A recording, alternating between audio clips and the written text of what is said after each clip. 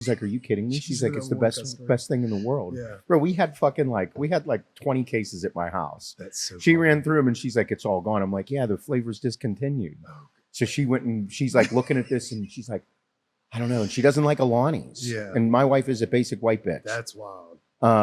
So she got a C4. Can't remember what flavor, but she's like, this is incredible. And I'm like, Okay. you have some wild taste buds. Dude, I don't yeah. know if I can trust you. Yeah. Yeah. I don't know if, yeah. Alex, pull your mic to like where it's like needs to be like right in front of your mouth. Right like, yeah, like even if it's a little closer. Yep. You got to get up close Cool. and personal. Yeah, you gotta suck. Oh yeah. Oh yeah.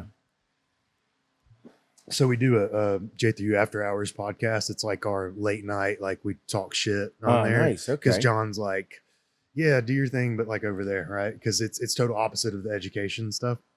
But we'll be on there, and I popped up in one, and I was like, yeah, it's not it's not one of ours from Axe, but so and so. You know, I was like, it's all right, but shout out to Axe and Sledge. Maybe they'll send me some. Ty sends me a text. He's like, yeah, bro, you get 2 cases a month now. I was like, sweet, man. No, I mean, dude, the fitness industry is, I don't know, I've always loved it. And to be such a big part of it now, like with what we created with Axe and Sledge and AAR and all the people we've met over the years, dude, whenever someone does something really good or cool, and I know how hard it is to do that now, Yeah. I have to show respect. Yeah. Yeah. Like if you do a really good launch with a product, with a new flavor, with a collab, with anything, I got to give credit where credit's due. Yeah. I'm not going to, just because I've seen what it does to us internally, stress Yeah. and how many people get involved. So whenever somebody does something good, I'm like, hey, really good job, guys. You can't deny that Ghost does a great job with energy drinks. Dude, yeah. You can't. It's Like they led the whole path of collaborations and how to do it, and they're really fucking tasty. yeah. They are. And then just how whenever a company comes out, and the same with the guys, like dude, the guys at Raw, like Dom and Chris and Matt. Every time whenever we launch or do a video, Dom, Chris, or Matt, or all of them will be like, dude, fucking awesome job. Because Yeah. it's not easy to do catchy, fun marketing. Yeah. Yeah. You know, and I think we do a great job of releasing like originality or exciting, Yeah. not collabs, but it's just a new flavor, like brown sugar Yeah. cinnamon toaster paste with farm fed. Yeah. Like when we did that, I was like, it should be a long name and like a mouthful. Yeah. Yeah. And it was awesome. So The one of SJ eating cereal. Yeah, was- Smash that Berries. was- That was the best. Yeah. yeah, But SJ has become a celebrity in Yeah. this industry. but Yeah. it's like it's one of those, it's like, you know, like real recognize real type deal. Right. Oh, So yeah. it's like I say this to bodybuilders. I'm like, hey man, it's like, we're going to be so good if someone beats us, you're going to have enough respect to the game. You're going to dap them up. Say, hey bro, that's a killer physique. That's part of growing up, I believe. Yeah. Yeah. It is part, because whenever, like you said, real recognizes real. Whenever you see something like incredible, you're like, fuck yeah. Yeah. You have to be able to remove that jealousy or envy. You have to be able to remove that and just be like, that motherfucker is a bad dude. Yeah. And be like, I kind of want to be like that. Yeah. Yeah. So it's not that now it's not like a negative. It's like, Right. what do you know? How'd you do that? Right. Can you explain to me like what you did to be able to do that? And sometimes people will just have it and you're like, fuck me, you just got it, you son of a bitch.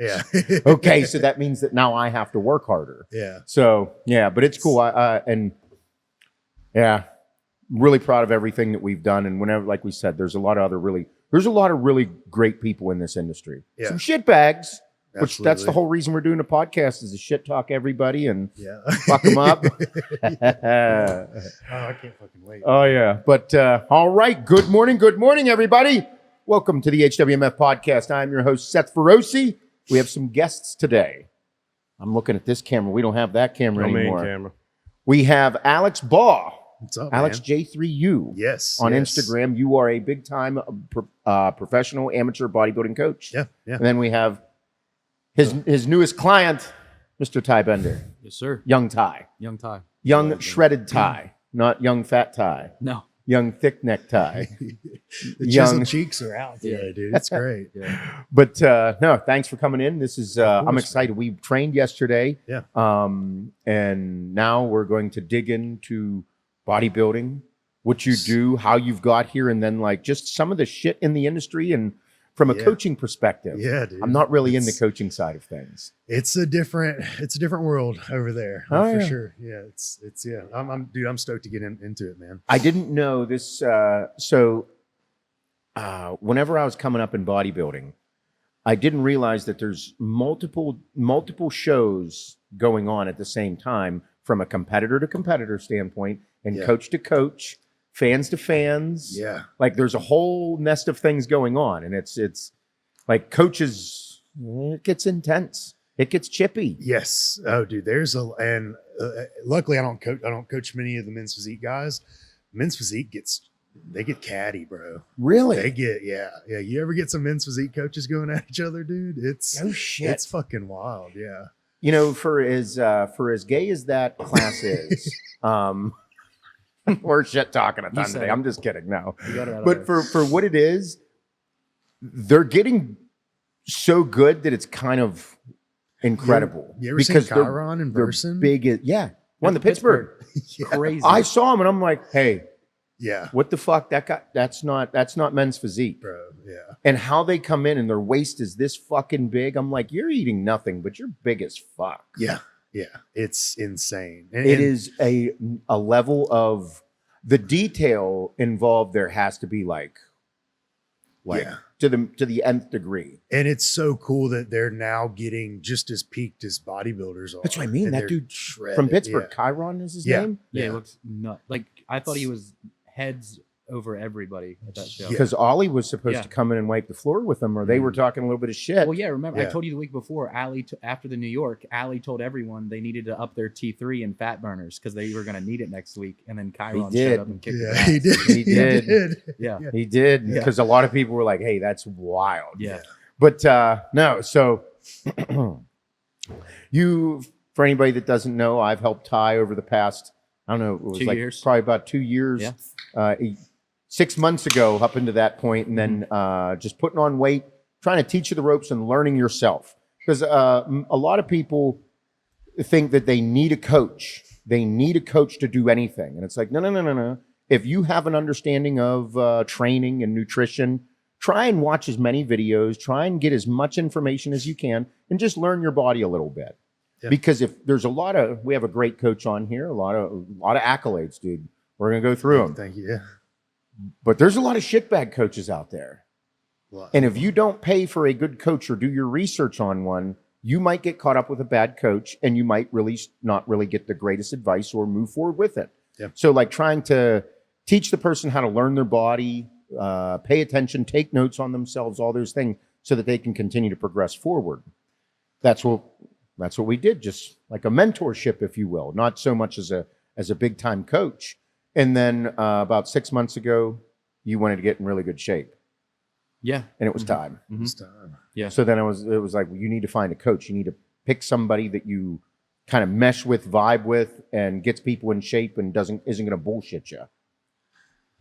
Yeah, here I am. Yeah. It's it's cool. Like that's actually like kind of my MO is like a lot of my athletes get scared that like I'm gonna pull them from their show because I don't deem they're ready. Like that's like the thing that I didn't even know it was a thing.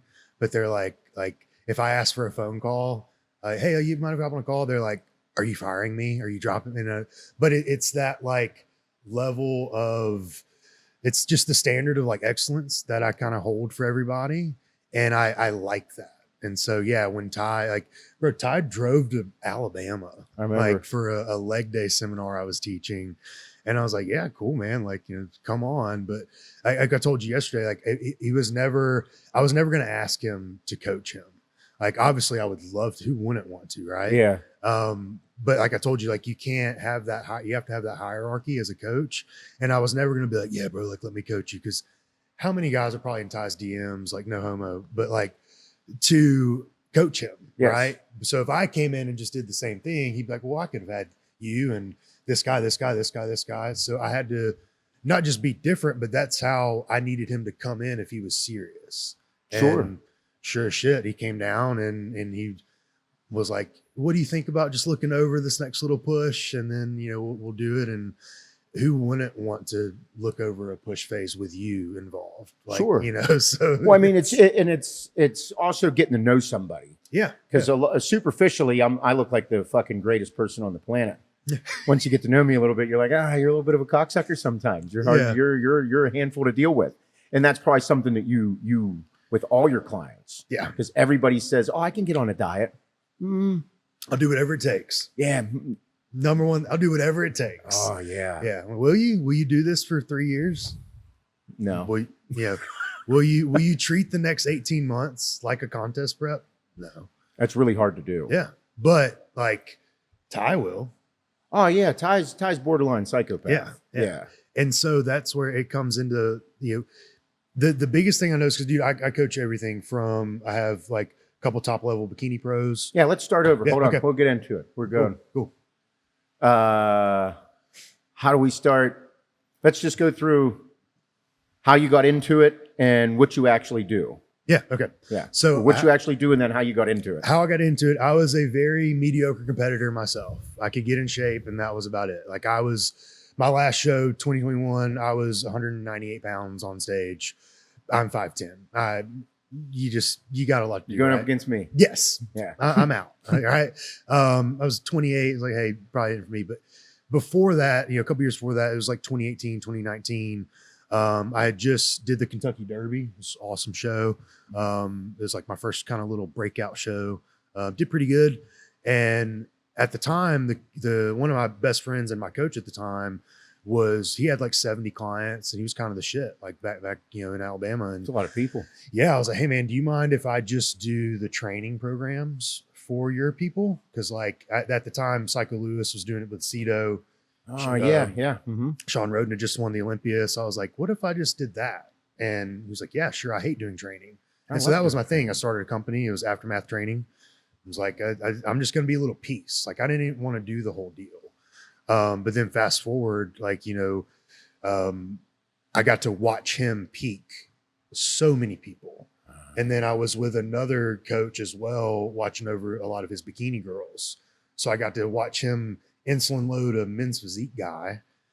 Exactly why, but we did it. I got to watch it. I got to watch, injectable Lasix being used on somebody's glutes. I got to watch, but then on the flip side, I got to watch, bikini girls get peaked with aldactones. I got to watch the wellness division start overseas. I believe it was like we had a girl in Brazil. So I got to just watch and just soak it up and watch where they went right, watch where I could have done better. And then slowly the athletes be like, well, why don't you just do the whole thing for me? And then it kind of picked up. And how long would you say it took you to start understanding it? It's weird you say that because like I feel like every year I look back, I'm like I knew nothing because I feel like I just get better and better. Sure. But I think I had a grasp on it enough after about 2 years where I could confidently peak and like do the process, right? Yeah. And so from there, my biggest year was like my breakout year is probably 2022. I had a heavyweight. He won the overall at nationals, and that was really big. Oh yeah. Because he was incredible. He looked like Kai Green, had the whole, ponytail hair and all that. And that same year I had a couple really good overall wins in Texas and stuff. So I was no longer like the bikini coach. I also had some really big guys. Fast forward 2024, John and Luke with J3U, reached out, hired me. I'd been friends with Luke for almost 10 years. And he was like, hey man, we're doing this J3U coaching thing. Think you'd be a great fit. First year there, I put like 17 athletes on stage, 13 overalls. Like my winning percentage was just there. Got a pro card, and then every year it's been like the overalls will double and then the pro cards will double and no shit. Yeah. And so now I coach everything from, like I said, I have top, bikini pros to, masters pros competing at Tampa a couple weeks to I have a 330 pound guy doing nationals this year. We've got Ty. So like my thing is like any show, any division, I'm going to run that. Don't give a fuck. I'm going to do it all. Like, I don't need to be the little team that does the one thing. Like I'm going to give me one dog. I'm going to run through every motherfucker there. And that's how I like to be. Yeah, I mean, you also are a brown belt in jiu-jitsu, so you like intensity. I do. Yeah. Yeah, so that would match your personality to Yeah. say, bring it the fuck on. Yeah. And you seem very competitive. I am. Yeah. Yeah. Because, and that's because I don't compete anymore. It was obviously I compete in jiu-jitsu, but like, bodybuilding, I loved bodybuilding. Like I did it for 10 years just because I wasn't like a national competitor. I qualified for it, but it doesn't mean I went. Yeah. I still love it, and getting to compete in that aspect. And like, I get so fired up talking about it, man. No, you can tell. You can tell. And you said you in 2024 is whenever you started with J3U. Yes. Would you say, like, leading up to that, like you said, you just watched people do it hands on. You weren't really reading books, dude, on how to peak somebody with aldactone. Right. There's not really a book on that. No. You kind of just got to fucking trial and error and see how it goes. Man, yeah, I would watch. So one of my best friends, he learned a lot under John O'Regan. Do you remember him? No. Kind of old school guy. I might know him to see him. I watched a lot of John Meadows stuff. Oh yeah. But back then, like before, I'd say before Meadows and Jewett came out, there wasn't a lot of like information that we could use. It was like not to the nth degree of detail. Right. And so I think in the beginning, I had like we talked about yesterday, like I had my triangle offense. Yeah. And then as I got better as a coach, it was like, you don't need a system or a triangle offense. You have to adapt to the athlete. And that's how I can take it to the range of athletes I do. But yeah, and up to, like I said, it was a lot of hands-on. And that's what John and Luke liked, because they were like, man, you've got so much anecdotal evidence. Like you might not have the textbook answer, but you know what's really going on in the trenches. And that's where there's a lot of misconception of like, oh, J3U, like we're, the education, the safety first, this, that, and the other. But in reality, it's like, this is just a framework. And then we go out in the field and actually apply it. Yeah, that's one thing that Ty watches and listens to every single bodybuilding podcast, video, anything known to man. Yeah. In this space, he's listened to it. So him telling me about, because that's you said that framework of J3U. Yeah. It seems it's all about safety and this and that. And it's like, then once he started explaining to him, I'm like, oh no, I don't know if it's all about safety. It's just about not being a fucking retard. Yes. And education, yes, information. Hey, you're still going to push the fucking envelope because that's what it is, but we're going to push it. And here is the safety measures that need to be understood or precautions that need to be taken. Yeah. But make no mistake about it, sometimes in bodybuilding, those things are going to be removed. Yeah. But you need to completely understand what that means. Yes.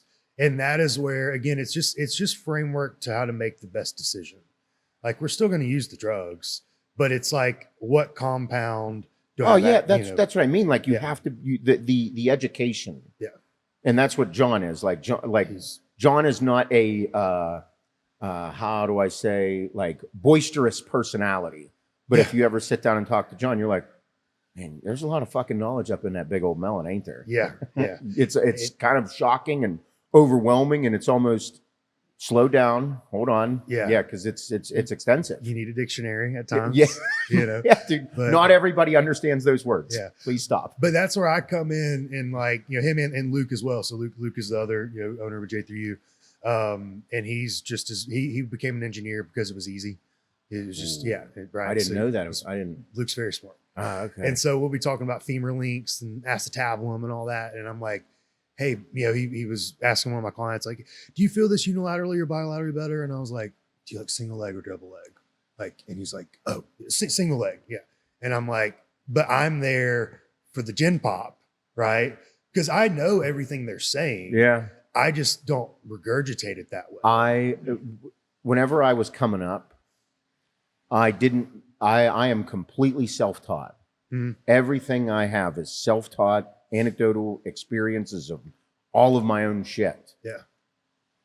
Whenever people would say that, and I didn't know back then, I'd be like, you're an asshole. Why are you trying to fuck with me? Yeah. Just this automatic, like, I put this automatic guard of, you're an asshole. But meanwhile, it's just, I just didn't have the vocabulary. Yeah. And on a lot of stuff, I still don't, but I'm like, I still 100% understand what's going on.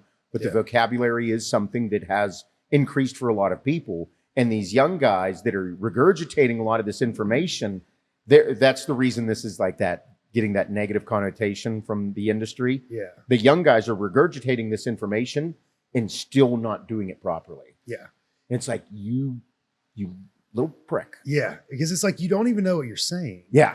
I would much rather you say, hey, bro, like move your foot this way or like squeeze harder. But you're like fiber recruitment. And it's like, squeeze harder. Like that's all I need you to do. So whenever I have like with my app, like in all my workouts, like I will say stretch and squeeze. Yeah. It's the easiest thing to understand. Yeah. So for people that are at that beginner intermediate level of training, it's like that's a great thing to hear. And then in parentheses, contraction, full range of motion, get the contraction at the top of the rep. Yeah. Like it's super simple stuff like that. But if you say stretch and squeeze, it's Yes. Yes. so it's different for different levels of athletes, if you will. But I mean, like we were talking about yesterday, that's why I'm fascinated with like this next level of learning about strength and conditioning that I have. And I know fuck all. Yeah. Yeah. Because it is on a completely different plane. Rotational strength, I know nothing about it. It's totally different. Yeah. Yeah. But that's the cool thing about like, you know, bodybuilding itself, man, is like we're in this world where it's such a small world. If you really zoom out, bodybuilding is so small. Very. But yet, like, there's also not a lot of support, or like you said, like we get divided into camps. It's like the old school versus new school, the textbook versus the bro science, and it's like, why are we doing that? Like, I feed into it because it's fun. yes, You know what I mean? yes. But it's like whenever you're in it, whenever you're in that pool, like we are, like we can talk shit, we can have fun. Like I still like you because if there's an outsider that's going to talk shit about you or just bodybuilding or this or that, I'm going to be like, hey, fuck you. Yes. Like, this is our world. Yeah. Like, stop being a cunt. Yeah. But meanwhile, then I'll be like, yeah, but seriously, fuck you for doing that stupid shit. Yeah. But like it's us. We're allowed to fuck with each other, but it's Yeah. like this is still our world, but it is very small. Yeah. Because I mean, everybody knows everybody's shit. Yeah. Yeah. Everybody knows about it. I mean, for the most part. Yeah. It's but yeah.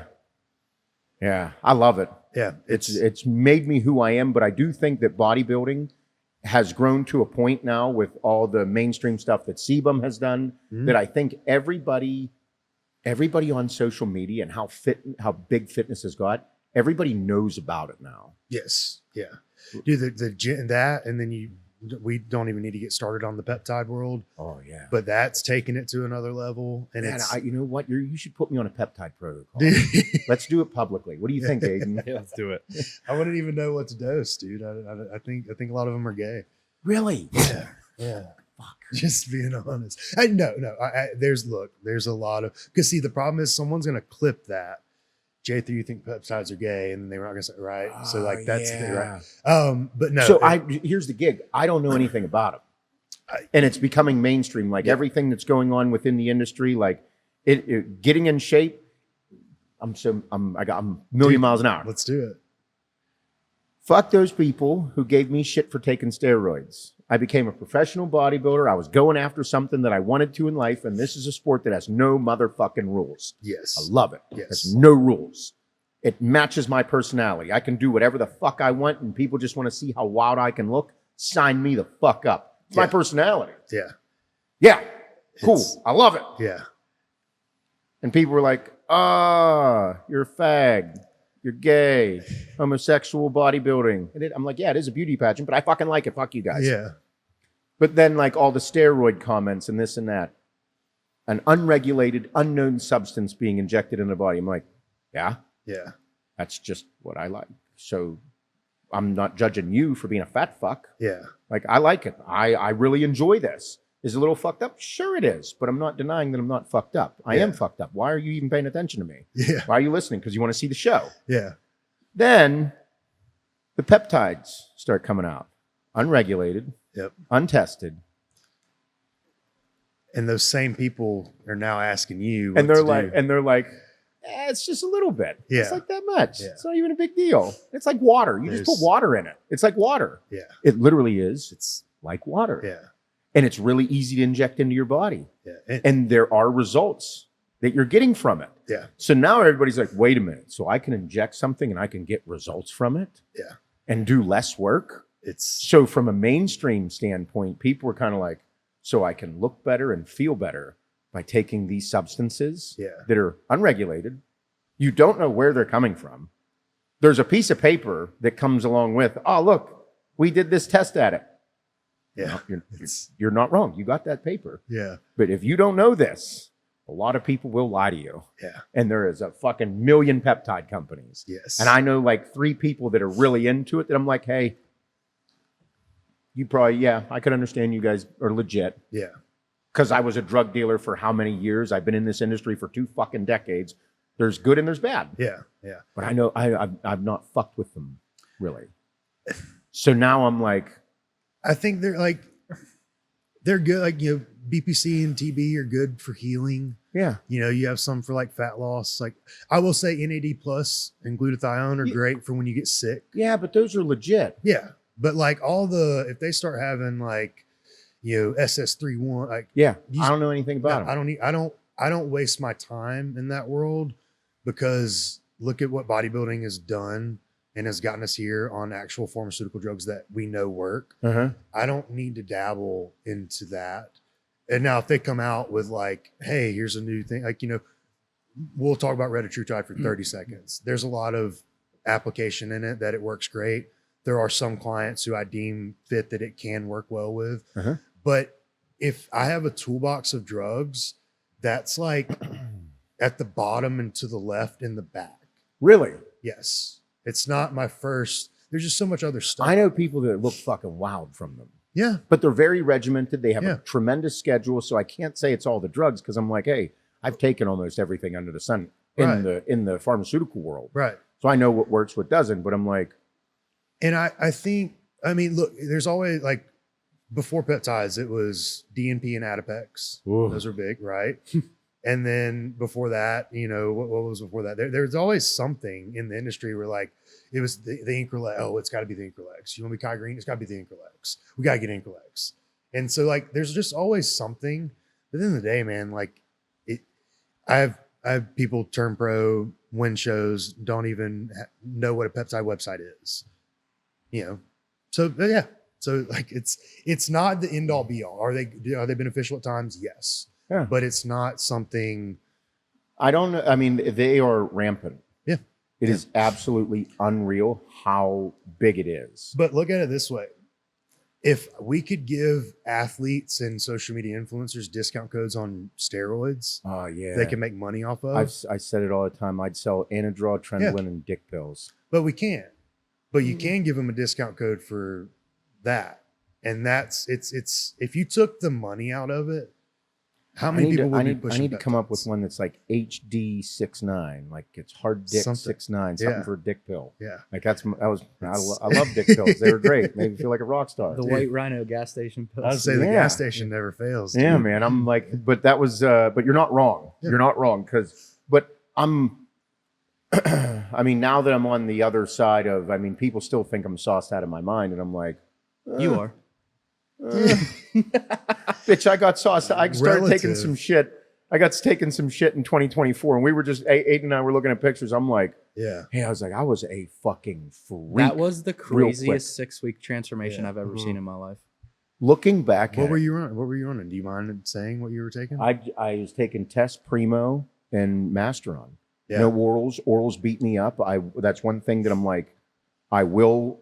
Yeah. I just don't fuck with them. And they were all very moderately dosed too. Yeah, Oh, but really this is after a leg day, and Aiden and I were just looking back at it, and I'm like, whenever you look back at things, you're like, holy fuck. When you're in it, you really don't. Yeah. You don't really critical. see it. We'll give you an honorary certificate from J3U for that dosing of gear. That's good. The PD selection. Hey, We'll if get you can get, that's the other thing. Like, you don't know if you're taking BPC 157. You don't know if you're taking growth hormone or HCG. Yeah. Like there's a whole, guys, Yeah. there's a whole game. You can't think like an upstanding citizen when you start dealing with fucking unregulated drugs. Yeah. Okay? You have to start thinking like a little bit of a criminal. Yeah. Why? Because that's how motherfuckers operate. Yeah. You can't be like, oh yeah, look at this thing. I got this. And you're like some white suburban mom that bought it off of some mediocre website because it was buy one, get one free. Yeah. And her friend said this, and like all of a sudden you get a bad batch of something. Dude, and that's the first question we'll ask athletes typically is like let's say we're Seth Feroce's coming in to be a client. Yeah. First thing when we talk about drugs is what do you have access to? Oh yeah. Number one, what do you know that's real? Yes. That's my first thing. What have you done in the past? What can you get that's real? And you don't know. Yeah. Is it real Masteron right now? Is it real Primobolan? Yeah. Primobolan is very difficult to get. And then if you don't know how to, even just from a very basic scientific, like science lab standpoint, Yeah. I'm going to take, this is how much test I take every single week. I take half a cc every 3 days. Yeah. So I do every 3 days, half a cc every 3 days. You feel So good? then if I add in 1 cc of Primobolan, I'm going to see what it does. And then I'll take the Primobolan out and I'll put in the Masteron and Yeah. I will see what it does. Super simple science experiment. Yeah. That way you know, because you know what the test does, and then you'll know what the Masteron does, you'll know what the Primobolan does. Yeah. And you have to check your weight, you have to check your look, you have to take pictures, you have to go through it all. Yeah. And sometimes that substance, that the oil that you're using, or the cookie, if you will, the cookie recipe, does it agree with your body? Yeah. Because there's a lot of times the oils in the back and the alcohol concentration of it might not mend well with you. Yeah. Yeah. And it's weird. Like you have some guys that like they get married to a compound. Oh, well, bro, like test E works for me, but not test C. No, I can't touch it. Or, you know, they'll have a thing for Deca. Like, I love Deca. I loved it and hated it. Bro, it gives me, I get a nipple like puffiness looking at it. So I just like, I never think to use it. But if I have an athlete that likes it, well, yeah. Okay, cool. Like we'll use it for sure. This is me, December 1st of 2024. Scroll up. Good Lord. You like in the 230s, 225? It was after a leg day. Fuck.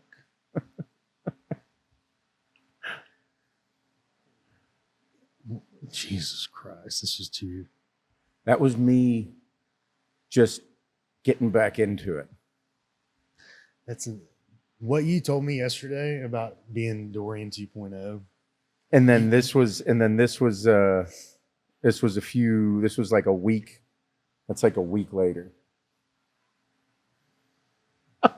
Dude. I look back at it, I'm like, holy fuck. How old are you now? I'm 41. Dude, you go Masters O, man. That was that was the talk. with this. It was This is my favorite one. That's insane. yeah, there it is. That's the one that blew my mind. He sent it to me. I remember I was sitting in my house one night, and he sent me that video, and I was like, "What the fuck is going on?" Yeah, And poor, because you know, it poor was Ty, all real drugs. yeah. and just fucking. I was responding like crazy because saying. everything I, you know, your receptors are fresh. Yeah. They're ready. They were accepting anything I was giving them. That's And then crazy. I partially tore my quad right after all that. And The you're good like, times. there it is. There it is. There it is. Getting fucking old, you Yeah. son of a bitch. That's Oh, yeah. crazy. So, I mean, being a coach is, so you got into it. And right now, how many clients do you currently have right now? About close to 120. About 120. Give or 120. take. Yeah. How do you manage that many people? In my head, okay, I get like a lot. With owning the company and doing content, it's some days are just complete chaos. Yeah. With trying to figure things out. Yeah. 120 people, that's a lot of emails. Yeah. That's So a lot of pictures, yeah. dude. Yeah. So that's the It's a thing. lot of remembering. Yes. Yes. And that's how, but it's weird though. Like when I have someone in a peak week, like Ty, for example, like I can usually recall their weight like every day of the week. Sure. It's like a thing I Yeah. can just see with numbers. But dealing with that like day to day. So everyone has like their own check-in day. So, you know, obviously if they're prepping, it's like multiple times a week, but I'll do check-ins Monday through Friday. Saturdays, my phone line's open for hey, like if you need something, I'm here. Sundays is a day like I do take off, but I usually end up doing something anyway, work wise. But it's a lot of, you have to have a good system. It's like we have a good app, like where we have a messenger on the app. It tracks like, all the data and stuff we need is in there. And so I'm big on streams of communication. So like perfect example, I have a client who will text me on WhatsApp. Hey bro, I ran out of T3. Shout out to him. He's going to listen to this. And I'm like, text me in the app, because if I make a change here on WhatsApp, I'm not going to do it when I'm in the office and I'm actually looking at your plan. And so that's where it's like the lines of communication have to be set. So I can be efficient. It's not that I don't want to talk to him on WhatsApp or Instagram or whatever, but I need it for when I'm in that, because if I don't see that notification or to make that change, that's not the time to do it. And that's a huge help. For people listening, they're looking for coaches. You have roughly 120 people, give or take. Yeah. 10 give to or 20 take on the month. Yeah, on the month. Yeah. But I'm never dropping off 10. Fuck that. Give or take 2. But I have consults with 2. Like we were driving. I had 2 inquiries yesterday while we were driving. I was like, oh, cool. I got set this phone call. Then I got home and then another girl dropped. So how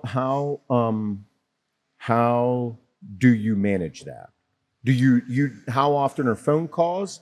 How often are messages, emails, check-ins? Like, how are all those things? Because whenever people are trying to find a good coach, this is a great opportunity to say, this is how you find a good coach. Yeah. Or this is some of the things that pay attention for, things like that, or things that you do. So my insurance policy is I say, give me 24-hour turnaround time on like text on messages. I always respond the same day though. But if for whatever reason, like right now I would usually be doing check-ins. It's like 9:30 in the morning on Friday. My clients by 3 are going to be like, why hasn't Alex gotten to me yet? Because I'm that fast. So I say, hey, as long as you check in by 11 a.m. on your check-in day, first and foremost, it has to be your check-in day. You can't but skip the line, someone else's day. It has to be your check-in day. You get it to me by 11 a.m. You will always get a response that same day. If for whatever reason I'm traveling, whatever, you will know ahead of time. And so that's huge. But communication is typically all throughout the day. So I have office hours. So I'm in the office from 9 to 4, Monday through Friday. I circle back. So I go train or go to jiu-jitsu, whatever. I'll circle back between 10 and 11 p.m. So my people who are overseas, or if they're night shift workers or whatever, I'll communicate with them as well. And then usually you're responding to whatever you talked about earlier in the day and finishing up that conversation. But it's a lot of just being on call. Is it once a week typically? Check-ins are typically once a week. If they're prepping, it's like I have a girl right now checking in every day because that's just what is needed. But it's typically once a week. Some athletes, you wouldn't know that I coach. I wouldn't know I coach them until their check-in day. They don't really need much attention. Don't really ask for much. Other athletes, I talk every day, just about. And it's, depends on the level that they're at as well. Yeah. If somebody's a top amateur versus someone getting into it, their prices are probably a little bit different. Yes. Because of the attention that they're going to require. Yes. And then also as things get closer, if somebody's in an off season, are prices the same off season to contest?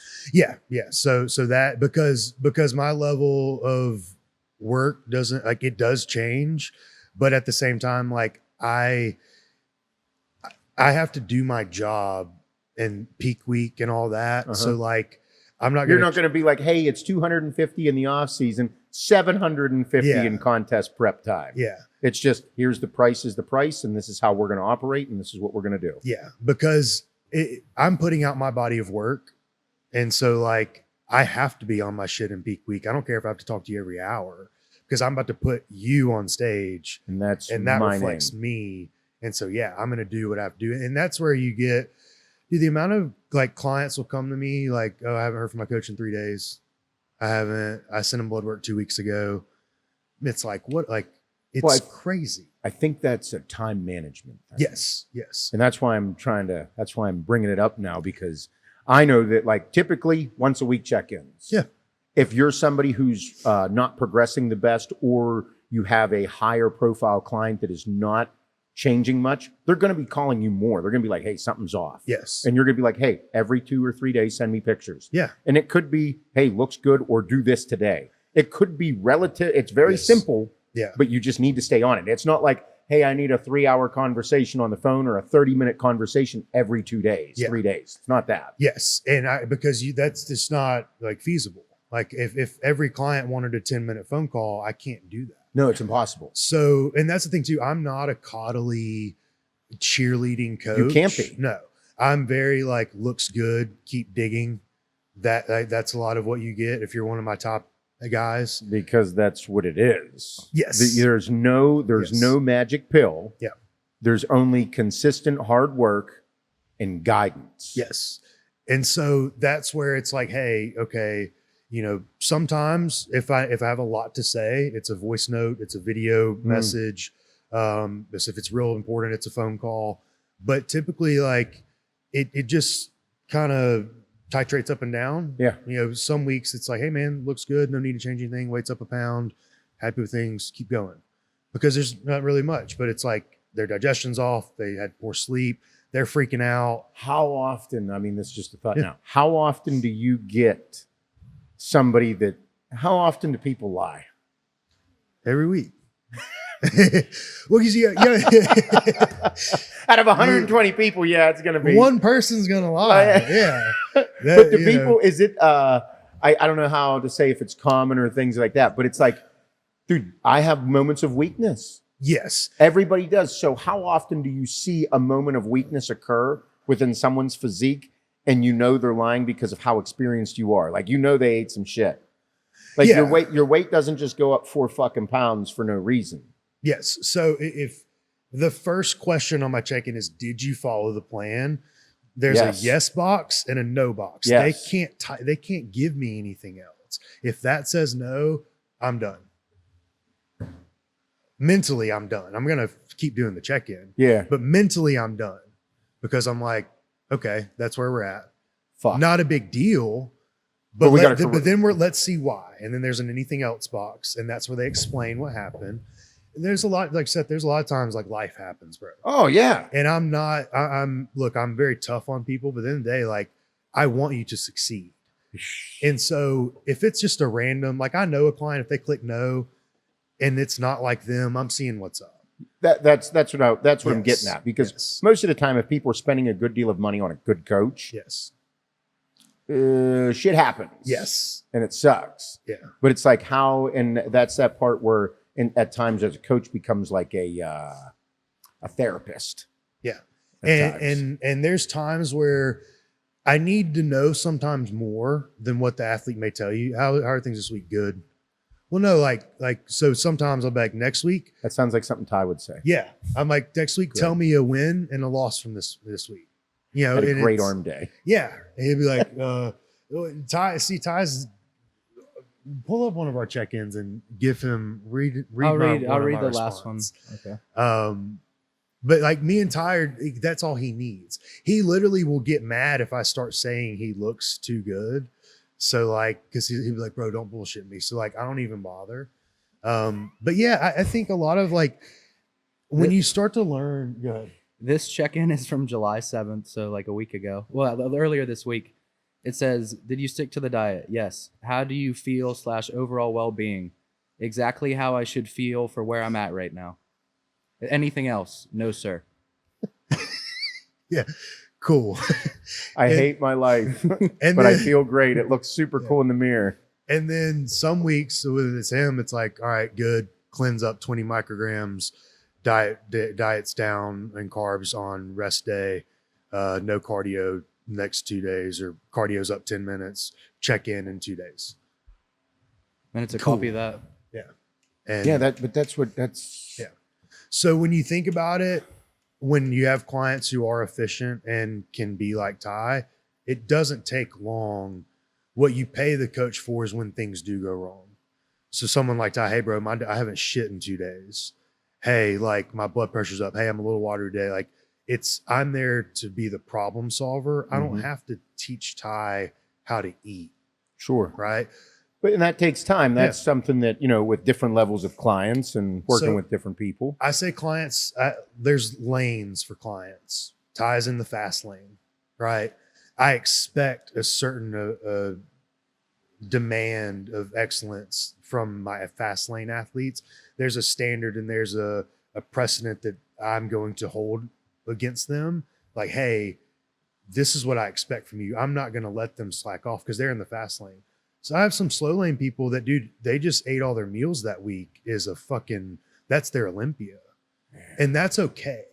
Yeah. Like, I don't need to grade them and talk to them how I would The a fast lane. right? And then you have everyone in between, and they can scale up and they can also drop down. Yeah. And so when you look at coaching like that, that's what makes it a lot easier. Do you need to tell people that they're not a fast lane athlete, or do you think they understand it? Or Sometimes. do you have to check people? Sometimes you have an inquiry, they're 170 pounds and hey bro, I'm 12 weeks out from the show. Can you get me ready? And they don't have any tissue. And you're like, hey man, I'm gonna be honest, no. Like I can't, but here's what I could do is you give me a year, we can come back to the same show. I'll have you eating more food. I'll have you taking better drugs. Have people with the explosion of social media fitness influencers, do you get a lot of fictitious people thinking that they're going to be the next C-bum or the next I have big guys thing? send me side by sides of them in C-bum and tell me that their people at the gym think that they're similar. I think that's the biggest issue in bodybuilding right now. Whoa. That's not real. We have a questionnaire. What do you want to look like? Someone sent Samson. Our sales guy is like, I'm not even going to bother with this coming to you. Fuck. Yeah. No, like I seriously Like think I dig that because I wanted to be Jay Cutler. You know what I mean? Yeah. But then I realized I'm not going to be Jay Cutler. I'm going to be Seth Feroce, and that takes time. Yeah. But like, you can't do side by sides. And then tell me that your friends at the gym say that y'all are similar. Man, it's kind of a crazy. So how do you, but like, that's on me to like, you can't just break the guy down, That's what I mean. but you, I don't want to ruin confidence, but at the same time, it's that weird thing like how I just found this out, like Run Viz, all the stuff he does. Have you seen Run Viz coaching? No. I can't remember his name. He has the big fucking thing. Garrett. He killed. Yeah, Garrett killed Scotty Okay. K Fitness. Yeah. Like he's on there and he's known for bashing a lot of fat people. Yeah. Yeah. But then at the same time, some of these people like they're being a little overzealous. Yeah. And they're a little like, I'm doing all these things and they're not doing it. And it's like, hey, like, just be honest. Yeah. Like, Yeah. stop, just be honest with yourself, be honest with the situation and work for something.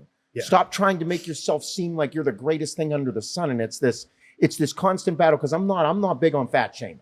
Yeah. Like I was a fat Yeah. guy, fat kid growing up. It's- My dad used to be super fat, Yeah. and got him into great shape. But my dad knew he was a fat fuck. He wasn't out there being like, I'm gonna run a marathon. Look at me. Yeah. Meanwhile, he's not running. Those He's- are usually the people in the gym that I'll go dap up first. Hey man, keep going. But that's what I mean. Like, you don't Yeah. want to do that. But at the same time, it's like, can we not do it for the fucking gram? And can we actually just do it to get better as a human being Yeah. and better for yourself? Yeah. So it's like it's this imbalance of like, fuck, or this chasing moment of like, Yeah. damn it. So we deal with that. And so like we'll take the extreme out of it of like comparing people to C-bum, but like you deal with that. Someone will win their class. We're going to, I qualified for nationals, right? Or they'll get second or third. I qualified for nationals, right? I'm like, we're not fucking going there. Are you out of your mind? That's what I mean. Yeah. It's There's two ways to go about that though. So I don't like to put athletes on stage unless they've been with me for at least 16 weeks. And I set a goal for them. Hey, goal, class win the overall. Was the show worth a shit? Like I've had 2 athletes win the Detroit Pro Am overalls, one in bodybuilding, one in wellness. And it's like, yeah, that's okay. Where are we going next? But sometimes it could be a local 50-person show. They may win the overall, but the show's kind of shit. yeah. So like, yeah, you're the shit, but now we got to go to a bigger show. Hey, dude, when you go down to Masters, Collegiate Nationals, Mhm. right here in Pittsburgh, Yeah. you're going to see some fucking 40 and 50-year-old and 60-year-old fucking animals. Yeah. I had a guy, my Master 60 guy, turned pro at Universe last year, and he won an open bodybuilding overall earlier. Yeah. That's how he qualified. And I was like, yeah, dude, because he's fucking good. You're going to run into some, like, it's, But that's how I say, hey, look, you know, I'm going to try to level you up as an athlete. I'm not sending you to a national show unless we belong in the mix. I can't decide what happens once we're there, but I know we belong in a first call out. Do you think, like, I mean, so I think social media caused a lot of it. Yeah. And people somehow think that it's easy to do this. No, that is like the one thing that like that drives me up a fucking wall. It's like in today's world of social media, like everyone thinks like they see bodybuilding on social media and then they think that like it's easy and that like professional, like high level bodybuilding is for them. And like bodybuilding is not for everybody. And like social media makes it seem like bodybuilding is for everybody when really it's for 0.1% of people. Yeah. Yes. Yeah. I think that, well, that's where social media comes into anything. Like even being like, I'm big dadfluencer now. I just found out that's a big thing, the dadfluencers. So I make being a dad look like the fucking greatest, easiest thing in the world. Yeah. Bro, it's super fucking stressful. 3 kids is a lot. There's so many things going on in my head, so many new stressors, so many things, but it's like, I love it. But bodybuilding, same thing. I love it. Yeah. It was awesome. I was good at it. I had this crazy passion for it, but it was not fucking easy. Yeah. I'd say off season was a different animal. And people think like getting big is easy. Yeah. It is not. Your body hits a limit, even with steroids and a lot of them. It'll still hit a plateau. You'll still run and be like, hey man, I'm pumping some serious drugs right now and I'm not getting any better. Yeah. Like, oh no, what's happening? I thought like I could just keep taking drugs or like up my growth hormone dose or like start taking triple the test and I just get bigger. Yeah. That's not how it works. And even achieving a look like Sebum, like, hey, that was a special individual. So one of one. Literally one of one. And I don't know if we're ever going to see someone like that for a significant period of time, but not only that, but also the personality of who he was. Because dude, when you get to know Chris didn't really want that level of fame. Like he could have went on to movie stardom. He has 25 million fucking followers. Yeah.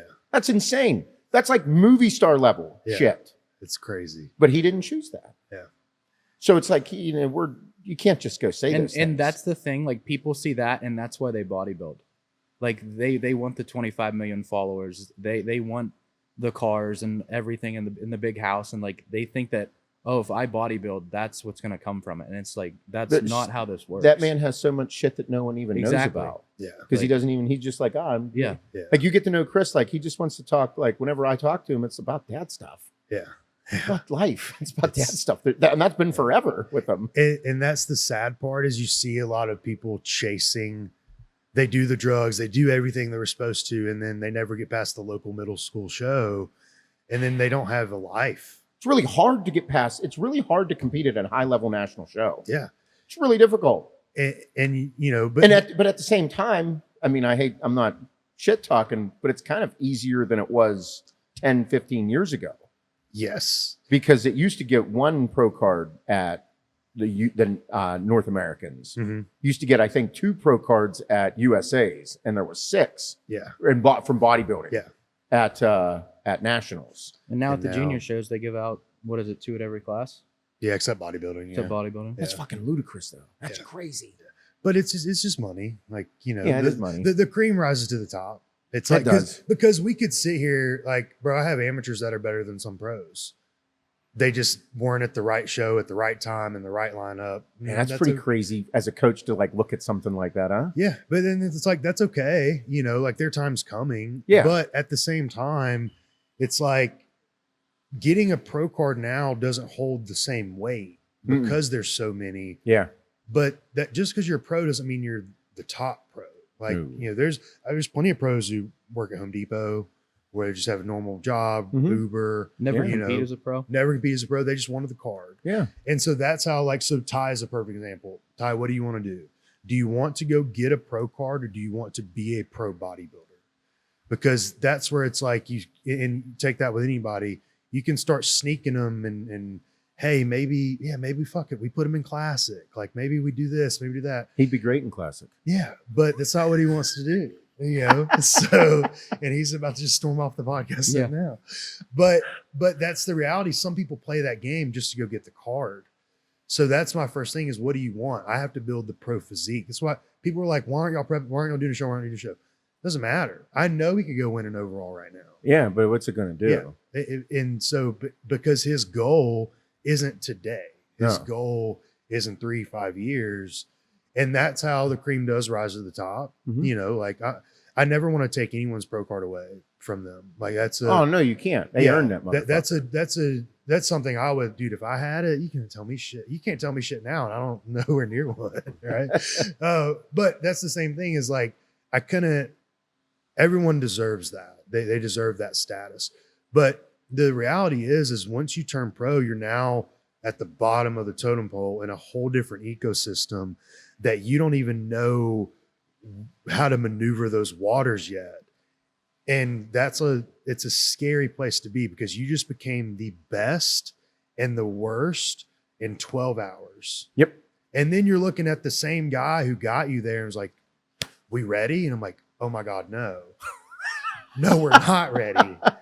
We have so much to do. And but that's the reality as a coach. And that's whenever I was telling him, just going through it all, I was like, hey dude, you're going to have to get big as fuck. Yeah.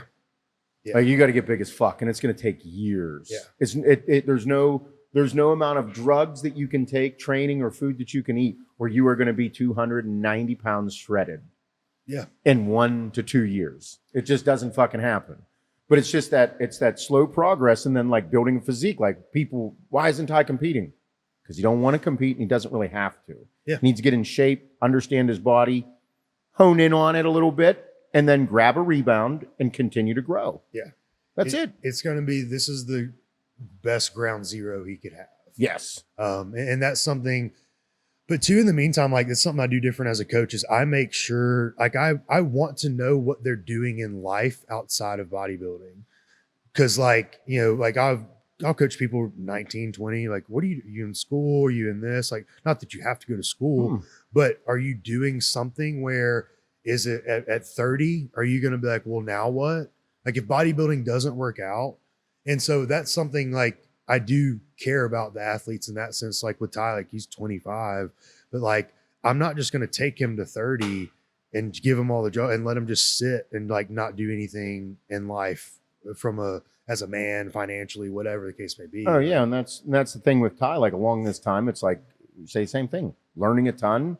Ty's a great coach. Yeah. At the position that he's in, just learning a ton, absorb everything that you can, and then start helping people. Yeah. Because that's what you're into. Why would you not go into the industry that you know a lot about, you care a lot about, and pretty much know more than, let's say, the majority? Just listening to as many podcasts as you can, taking notes on yourself, keeping as much of the way he does with himself. Like I told him, like the notebook guy. Yeah. I always had a notebook, write down fucking everything. Yeah. Learn as much as you can. And yeah, which is fucking, it's wild because I'm not the notebook guy. I don't write a lot down. I'm just like, yeah, like let's see. I'm more Chris Aceto than I would be John Jewett, which is weird. Oh yeah? Yeah. Man, okay. This is great. This is good. Now let's talk a little shit. Hell yeah. Who's the biggest coach you hate in the industry? I know who. No, I'm just kidding. It was a joke. I Hi, know. Ty's like, Hey, so, he's like, no, it was a joke. Red alert. I heard all about him.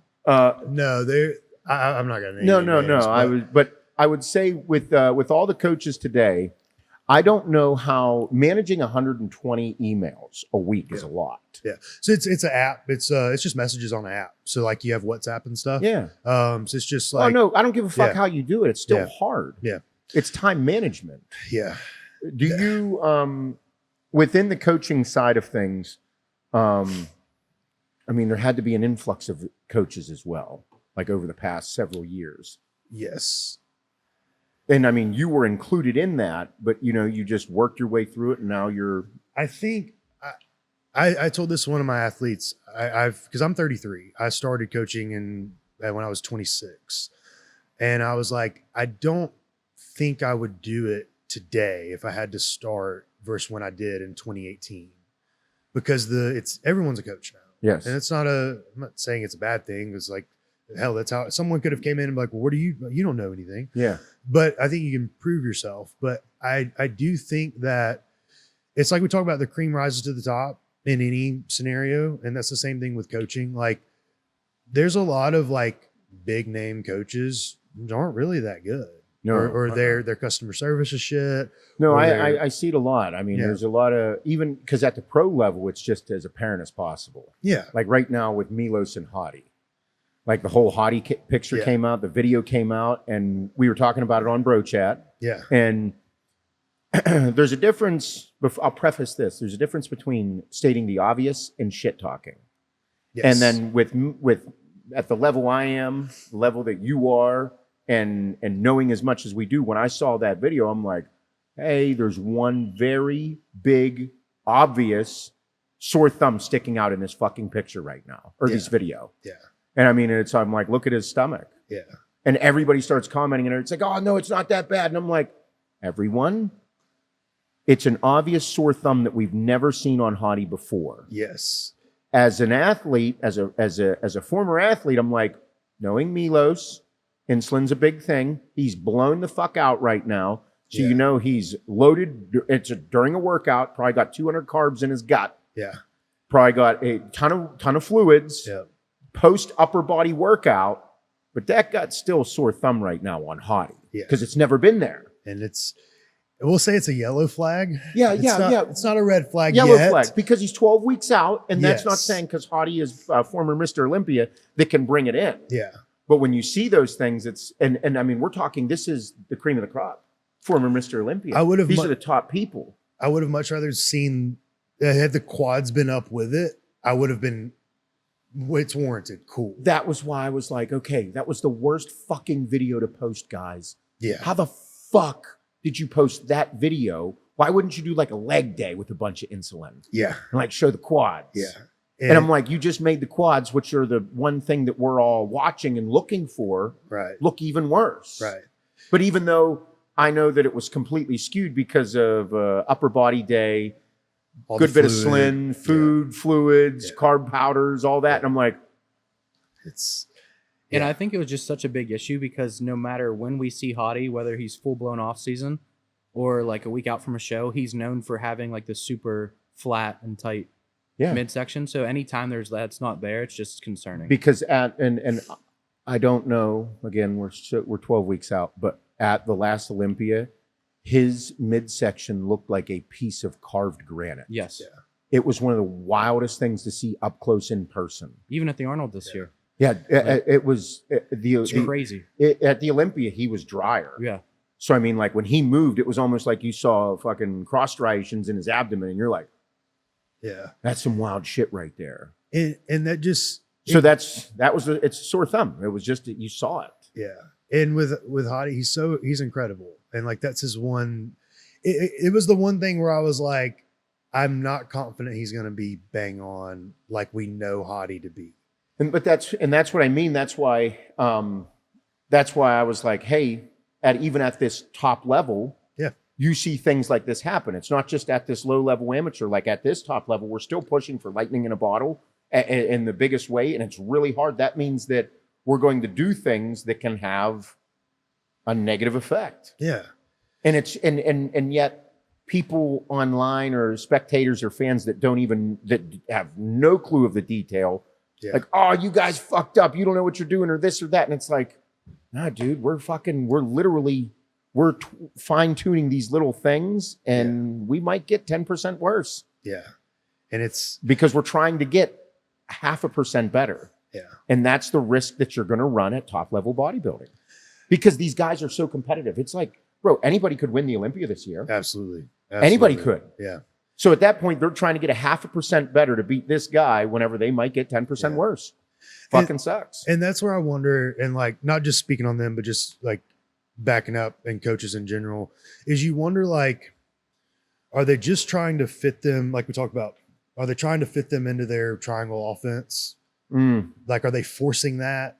Or are they like watching the peak week and knowing exactly what to do because they trust their eyes? And I think that's what makes someone like a Jewett or Chris Aceto so great, is because like they're trusting their eyes more than anything. Whereas I think a lot of coaches will just like, it's peak week, this is what we do, this is how I do it, this is my diuretic, this is my load process, and that's how you're going to go about it. So when you say that the triangle offense, for people that don't understand, you're talking about the Phil Jackson, everybody's running the triangle offense. Yes, doesn't matter who you are, you're coming here, triangle offense. And that's the issue with coaching is it's coaches will have one really good offensive scheme, and it works for a lot of people. But you get that athlete that it doesn't work for, and then the athlete shows up off, or they miss, or they just can't nail it. And it's like, if you would just zoom out a second and pay attention to the athlete, then you probably could, you're smart enough to figure it out, but you're so lazy that you just want to keep doing your triangle offense. And you're like, well, they just weren't following it. You know, that's what annoys me, because that's what you see at the top level and the intermediate and the shit level. You see that everywhere. It's hard because that triangle offense got him to the top level though. Yeah. Right? Yeah. So then, I mean, because I'm in agreement with you. Yeah. Like, I think it's like you got to pay attention to the client. Yes. They're very specific. However, if the triangle offense works, do you think that they should try the triangle offense out of the gate? They're probably going to stick to it. Yeah. Yeah. They're probably going to stick to it. But that's like, you know, and obviously we're talking about peak weeks. Things happen so fast. And I say this, I make this comparison a lot. Obviously I work with bikini pros and bikini amateurs. They're like little jumper planes. Doesn't really take much ground to take off. Doesn't really take much to land. You get a big 747, super heavy. You got to be prepared. You got to start preparing a lot further out to land that plane or to take that plane off. Yeah. And that's where I think a lot of decisions can be made, and they don't think about what's coming next. And they're just not looking at the big picture. And dude, you can lose you can have a guy flatten out in 30 minutes if he's 250 pounds on stage. Yeah. You know, and that's the shitty part. But that's at the end of the day, like, peaking's not complicated. It's like, hey, what did we just do? Did it get better or worse? Here we are now. What do we need to do next? And a lot of times it's like, okay, well, that just worked over the last 2 hours. Do it again. But like, you'll have little fucking nerds pull up their laptop and like spreadsheets and prejudging, and they're logging everything. And I'll make fun of it. I have this thing. I'm like, dude, I'll bring a sticky note and a pen and beat your ass. Like, because like, it doesn't matter what they did 2 days ago. That day's gone. I don't need to look back at 2 days ago at meal 3, how much sodium they had. I need to look at what's going on right now, because we're on stage in 2 hours. That's really, but that's not easy to do. Yeah. You said it's easy, but it's not easy. Yeah. Yeah. Because it's, I mean, and it goes into, I mean, what that like you said, like, it doesn't matter what they did 2 days ago, right now, because now they're a completely different competitor right now than they were 2 days ago. Right now they have a quarter of the fluid. Yep. You're feeding them a little bit more, and everything's different. So I was helping, I was talking with one of our coaches the other day, going over a peak for his guy. We were talking about fluid manipulation. He was like, I was thinking 16, 20 ounces, you know, and I was like, let's do 12. And he was like, why 12? I was like, well, if I was being reserved, I would have said 6 to 8. You wanted to go 16 to 20. I know we don't need that much. So let's meet in the middle somewhere. And I know we can always add more if what you were thinking was there, right? Like if what you were thinking was accurate. But I'd rather be a little more reserved knowing I can add more in, versus like, oh shit, we just did the 20, really didn't need it. Now we're kind of spilling. So it's just that's not good. And it's little things like that. But like, it's not like I was married to the 12 ounces of fluid, or that was my system. It was just like, I don't know, we just met in the middle. So that's how I heard Aceto operates with a lot of stuff. Fuck yeah. I mean, it's validation right there. Yeah. But I've heard from, and here's the thing, right now, he is killing it with his guys. Yeah. Oh, in every division, just about. Killing it. Yeah. And it's like his whole method to his madness is kind of, it works. Yeah. And at the same time, if you're able to bring someone in and have them in shape, conditioned, hard, you can kind of fuck with them a little. You can do some off the wall shit and it really brings something to life. Yeah. And that's what I was telling you yesterday. It's like, unless you're about to go eat a large pizza, if you're bang on, it's pretty hard to mess up. Like it really is hard to fuck up. But then that's the tough thing that's the insanely difficult thing that he's doing very well right now. Mm-hmm. Is he is doing it with the best in the industry.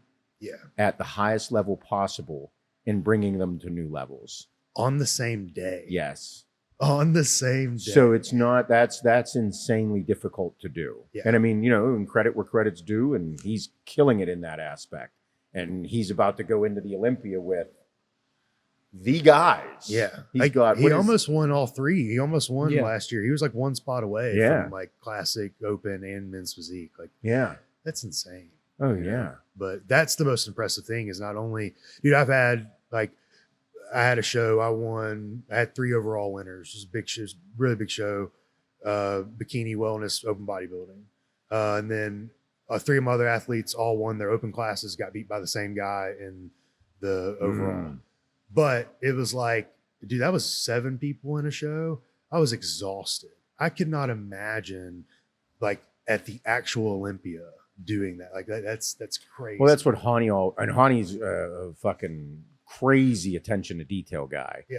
And I remember him running around everywhere for everybody. Yeah. Like whenever it was Phil and Jay. Mm-hmm. I mean, it was Phil and Jay, and then even 09 with me. Like that was when he was training Phil and Jay at the same time, and then with nationals he had me, Tamer, and Brandon Ray. Like, and just having all these athletes and competing against one another. Yeah. That's a lot of stress. But you see the passion for it. Oh yeah. And that's where I think coaching's different. Like, dude, I'll have certain, I call them game day shirts. Like I've got a Johnny Manziel football jersey for this year for Tyler Neely's national run. So I'll have like some kind of loud out there like shirt, or like some shoes to match. Like, so it's like a whole like vibe for it. But at the same time, like if you're not passionate like that, like why would you not want a coach that's not hyped up for it or like takes it as personal as you do? Yeah. That's the passion has to be there. Yeah. I personally believe that in anything, if you have passion for something, and you're not being how do I say? You have to have passion, realism, and then know what the fuck you're doing. Yeah. Yeah. And then it's like, yes, that's what you want. That's what you want in life. You don't want someone who's, I hate the arrogance in things. I love the passion. Yes. Don't want the arrogance. Yes. Like if you win, you should fucking celebrate your wins. If you lose with class. It's kind of how it goes. Don't use your negativity to bring down the excitement for somebody else who won. Yes. That's me personally. Yeah. Like if I lose, I'm gonna be like, fuck. I will not be happy. Yeah. But at the same time, I'm gonna be like, all right, I have work to do. Yeah. You respect the game enough to like dap them up. If I win though, I'm gonna be fucking excited. Yeah. You're allowed to be excited if you win. Absolutely. Fuck you. Absolutely. Be excited. And it's what the fuck you're working for. So why wouldn't you be excited about it? Yeah. And there's a different, like, so I have this thing, Conor McGregor said it. I was telling my bikini girl, we're going to USA's in 2 weeks. I think she has a really good shot at turning pro. But I was like, look, I'm cocky in my prediction. I'm confident in my preparation, but I'm humble in victory and defeat. And that's what we go by. Yeah, that's a good way to. But I'm going to be cocky in that prediction. And I'm going to be confident that we've done everything possible to get there. But no matter what happens, I'm humble and I will shake someone's hand if they get us. It's still a competition. Yes. 100%. Yeah. Yeah, that's how I view it. But that's, and I think that's something different. Like you see a lot of, like I told you the other day, like I'm not going to be 50 years old at an NPC show doing this because the passion, maybe, but I don't think the passion could burn as hard as it does now. That's one thing that I'll say. I never thought I'd be saying and doing the things I'm doing right now. Really? So that's why I'm always, I will pull an older, wiser card on you right there. Please. Because I never thought that I would like coaching youth athletes. Okay. I am the head coach of the flag football team. I don't know how it's going to go. Yeah. Last year, because I like coaching intense motherfuckers. Mm-hmm. I honestly believe that I should be around like big time fuck you level D1 athletes. Yeah. That want to murk people. Yeah. Like that's who I need to be around. However, last year I got pulled into coaching on the flag football team because the head coach knew me from high school. Okay. He's like, hey, dude, I need you out here. Yeah. We don't have enough coaches. And I'm like, I don't know if I can commit to it. I don't know. I swear too much to be around little kids and be like, hey, motherfucker. Yeah. You can't say that to You're a the 6-year-old. You can't do that, Seth.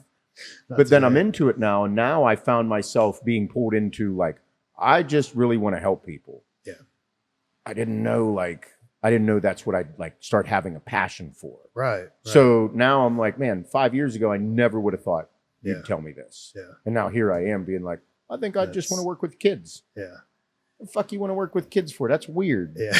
Like if you would have said that, so Right. you never know where you're going to end up with it all but you're right in the passion sense. Yeah. I believe if you have passion and you have the excitement to learn, become educated, work for it, and get in the trenches. I think that is the most important thing that people need to do that is not used today is being in the trenches. Yeah. Get into the shit and see if it actually fucking works. Because if it Yeah. doesn't work, then you can't just, that's the thing I'm going to shit talk right now. That's what I fucking hate about today. Too many people have too many spreadsheets. They have too many fucking, this is my data points. This is my spreadsheet. This is this. And I'm like, do you know that you will get your ass beat by the fucking freaks of the world by doing that? Yes. You will get fucking whooped, and you will get whooped by somebody who is just downright ignorant and willing to outwork you. Every time. Yep. Yeah. Yes, because eventually that's what it's going to come down to. Yeah. Eventually, in the nitty gritty, at the highest level of whatever level we're at, whether it's fucking high school, college, low level amateur, high level amateur, professional, like there are just going to be ignorant motherfuckers that will outwork you, that have the shit, that are just going to just beat your ass that way. And they just have it. And I've coached them. I've coached athletes who I out dieted, outworked, and they just would run circles around me on a stage. And I think that's something that like we live in. Yes. And it's interesting because like obviously working for, J3U, we're probably the best education curriculum out there.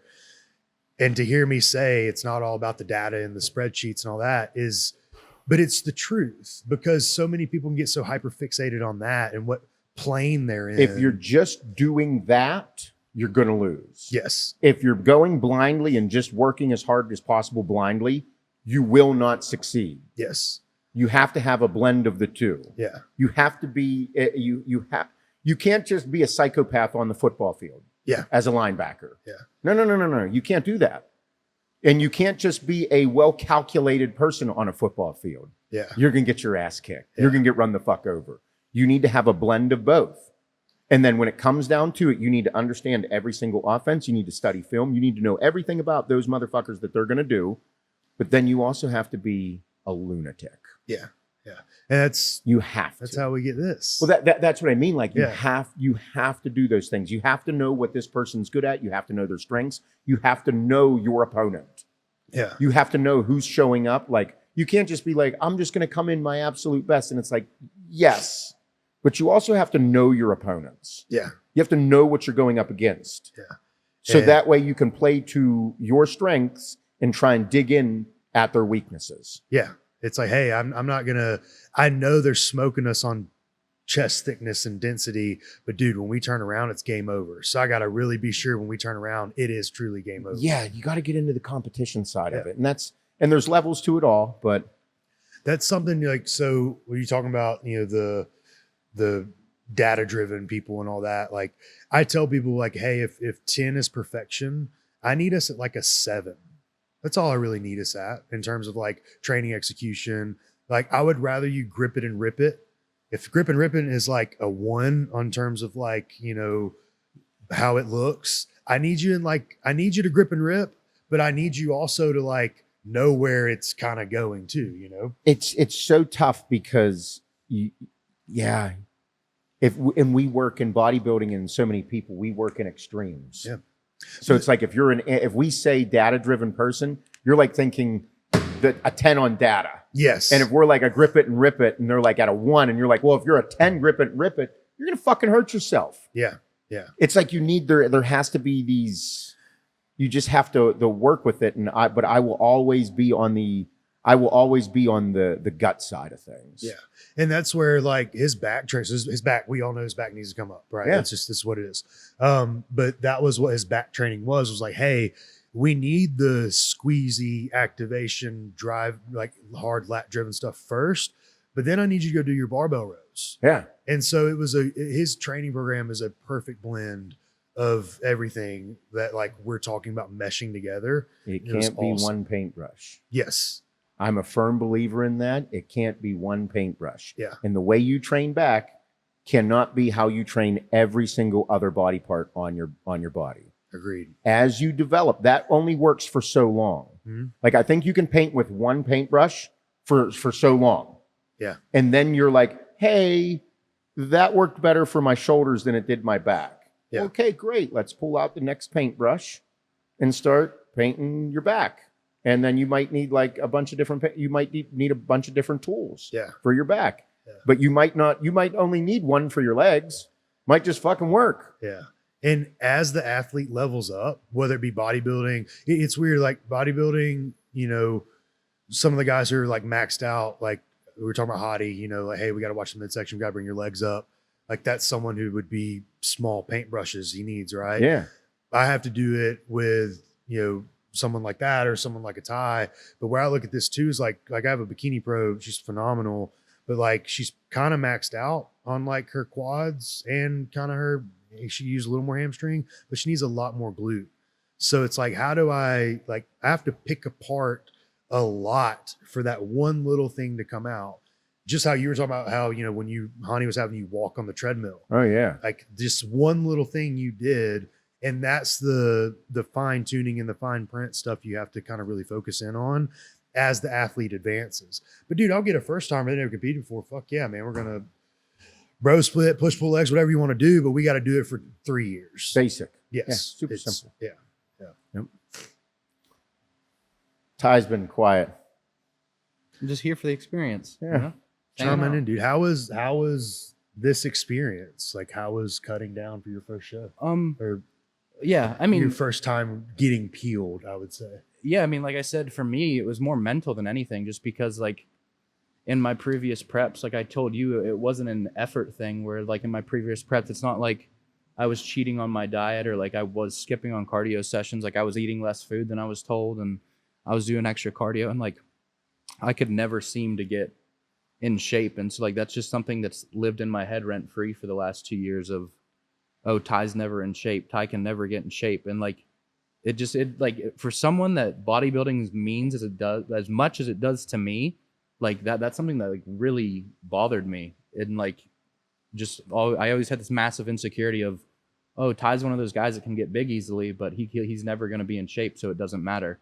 And like I told you multiple times throughout this entire process, I was like, dude, I don't give a fuck what we have to do. I don't care what it is. I was like, I just want to like prove to myself that I can do this. So just dieting down and like actually getting in what I would consider contest shape for the first time was just more like of a confidence boost than anything for me. Like I didn't need a show. Like that's the thing. Like everyone keeps asking me like, what show am I doing? Or like, I even had a pro bodybuilder tell me, I was at one of the pro qualifiers last year and I told him my plan was to get peeled this summer. And he told me, he said, there's no way you'll be able to get peeled without knowing that you're getting on stage, because like you just mentally will break before you get there because you don't have a show. So you'll be like, oh, I'll just eat. And like, he didn't understand like how much it meant to me just to actually finally do it for the first time. But I mean, we didn't do anything crazy. And like it literally took 12 weeks. Yeah. Ty's a different breed. Yeah. And that you can't blame people, because even so there was, and you hold grudges like a motherfucker. Yes, I do. Yeah. And you take things very personal. Mm-hmm. Like it's like, and I wouldn't even say I take it personal. I use it as like, I just use everything for fuel. Yeah. Like, that's personal. Yeah. You make it personal in your head. Oh, and I know I'm guilty of that. Like somebody could say something not even trying to be personal, and I'm going to make it personal because it's going to make me work harder. Yes, and those are things that I did as well, because I remember Tricky Jackson. I was at the Northern Kentucky. That was the first show I ever did. Mm-hmm. First show ever. Didn't know what the fuck was going on. And I was in the heavyweight class. I weighed in at 207.9. And I won the heavyweight division and lost the overall to a guy who missed his ability to do the Arnold Classic. He was from Europe. He was a Polish guy. He came in to do the Arnold Amateur. Yeah. And then like missed out somehow. So the guys there, it was 2 hours away. Yeah. So he came down the next weekend to do the show, and that's who I lost the overall to. And I'm like, man, I was like, there's Tricky Jackson. Like, I know, this is 09. So I'm like, I'm going to go ask him. He was one of the judges. Yeah. What do I need to work on? Yeah. So I go up to him and I'm like, hey, it's like, really great to meet you, Tricky. I was like, what do you think I need to work on to get better? And he's like, I mean, man, you know what you need to do. And like walked away from me. And I'm like, fuck you.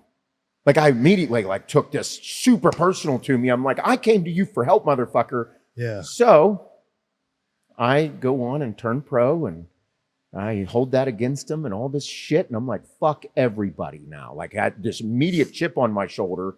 But meanwhile, people were super excited. They were like, who the fuck are you? Like, where is this? Who are you? And I'm like, and people were like, oh, that's his first show. And they're like, dude's first show? What are you talking about? So, turned pro. My first pro show, my debut was the Dallas Europa in August of 2010. I'm peeled out of my mind. First time I had to take T3, all this shit. Yeah. So Tricky Jackson is competing at the Dallas Europa. And here I am, and we're all sitting back there, all the 202 guys. Yeah. We're all sitting back there hanging out, and he's there, and I'm like, we're all getting along, chummy, and everybody's pumped, and it was a great show. Yoslav Horlaf was peeled. Yeah. So he's there, and I'm like, we're all hanging out. I was like, you don't know who I am. And he's like, no, I know you look really good. And I'm like, we met just over a year ago. And he's like, nice. He's like, I was like, you told me, I came up to you and asked you for advice. And I was like, I was a heavyweight, this and that. And I told him the story. And he goes, sorry, I was going to say something else. And he said to me, he's like, well, it worked. I was like, you knew what you need to do. And I'm like, you motherfucker, dude, you son of a bitch is right. But then later on, we were talking after the show was over. And I was like, that had a huge impact on me. Like what you said, like I kind of used it. He's like, dude, he's like, looking back at this, he's like, you looked crazy, didn't you? And I was like, yeah. And he's like, I didn't know it was your first show. Yeah. He's like, don't take it so personal. Yeah. I'm like, motherfucker was right. Don't take it so personal. But at the same time, it drove me to do what I did. So, yeah. It creates that like Kobe mentality, that like the Mamba mentality. Like, I think you're supposed to have it. Yeah. I think it's okay to hold it personal, but don't. It's okay, but don't expect people to take it like. No. Don't accept people to accept that mentality. Yeah. You can't. Like, it's not how it works. Like, dude was like, you're never going to do it. You're going to break. Everybody would break, Ty. Yeah. 99% of people would break if they didn't have a show. And you're like, no, I'm not going to break. Okay, everybody says that. Yeah. Everybody says they can do whatever it takes. Yeah. You're just a little bit of a different breed in that sense. And right now, it's those levels that you have to take, those next levels of, okay, this is the expectations that I'm holding myself to. And now my coach and who I work with is going to hold these expectations to me. Yeah. And that means shit's going to get real. And that was pretty like, it was interesting because there wasn't a show date. It was like, what are we, okay, you just want to get peeled? Cool. Like, I don't have like a rate of loss I'm going for. It's just like, yeah, fuck it, man. Sure, let's see what happens. And then he's like, hey, you think you can be here? Like, you can come here in July? And I was like, shit, yeah, okay, like let's go. Yeah, you like know? me and Alex didn't talk on the phone much throughout this because like it's very simple communication with me. But he called me, I think it was like 6 weeks ago, and he was like, because the original plan was to get to like 4 to 6 weeks out and then rebound out of it. Yeah. And he's like, hey man, like we don't got much left to take off. And I called him and I was like, man, if we're gonna do this, why don't we just go all the way with it? Like I was like, I can't half-ass something. I was like, let's just do it. And he's like, okay. And then we picked July. And then it was like halfway through June, and I was like, hey, like, let's fucking drop the hammer on this, and then just. Yeah. I think he said you told him that like you wanted to see him like peeled, and if he needed to sacrifice some muscle to get there, and like Yeah. I took that personal. I was like, all right, Seth, like I'm a fucking. That's how it goes. But and those are things that with Ty, I know that I can just be super honest. Yeah. Mhm. Yeah. I don't have to hold back. I don't have to pretend. I don't have to do none of that. Yeah. I can just be open and honest with it and be like, hey, like this is how this is going to work. Yeah. Because these are things that happen to me. And I'm like, I wish somebody would have told me these things. Yeah. And I wish somebody would have been a little bit more honest with me about my potential. Mhm. Because at that time, like mentally, like you got the shit, dude. It's there. Yeah. Some people just fucking have it. And it's like you have the shit, you have the framework, you have the muscle, like you have everything to be a great pro. But great fucking story. Potential's potential. Mhm. Yeah. Nobody, if you get hyped about potential, you'll fucking fail. You will. And it's like, no, you have to do such an extensive amount of work. It's crazy. Look at Samson. 2000, whenever, I think it was 2009, Samson, like was a soccer player. Yeah. Yeah. Like just some skinny black dude that looked like he had good muscle tone. Now he's 250 fucking pounds. Yeah. It's crazy. 350. Or 350, sorry. Yeah. It's Literally a human being bigger than me. Yeah. That's unreal. The amount of work that takes is exponential. It's almost unexplainable. And when you find it, and when they're all in sync like that, like it really can be something special. And that's why people get excited. And that's where animosity, envy comes from. Some of the 7 deadly sins start to pop out. And it's like they talk shit and all this. It's like, I genuinely want to see everyone succeed in life. Yeah. I am a person that I want to see everybody succeed. However, if we're going to go head to head on certain things, that means I want to see your absolute best. I don't want to see you get hurt. I don't want to see any of that fucking bullshit. I want you at your best, and I want me at my best. Yeah. If you start wishing ill will on me, fuck you. Because I think in competition, it should be head to head, best of the best, and whoever wins that way is the way to win. Even though, you know, if somebody gets hurt, it's like, fuck, that sucks. But at the end of the day, I want to see everyone succeed. And I want it to be a competition. That's why it's called a competition. It's supposed to be fucking hard. And you'll see, like, I'll have athletes, like, they start checking social media for, oh my gosh, this person's doing my show. And I'm like, so? Fuck yeah. Like, cool. But they're like, I'll give it to them real straight. I'm like, hey, do you want to not do it? I can go find you a little shit show we can win. Or do you want to go compete? Because someone's got to stand next to the motherfucker. That mentality, okay, like you said, that angst feeling that competitors get that think they want the shit, Yeah. okay, that feeling, I personally believe, can start at a young age. Yes. I think that you can put that intensity of understanding this is a competition. You do not wish ill will upon your opponent. Tell them to bring their fucking A game. Yeah. And you train so fucking hard and you bring your A game that it is better than theirs on that day. Yeah. That is how competition works. Life is competitive. It just is. You can't, if you get into a competitive space, you can't be like, oh, I wish it wasn't so hard, or I can't believe they're doing my show. Fuck you. Get ready. Yeah. Dig in. And I watch it with my daughter.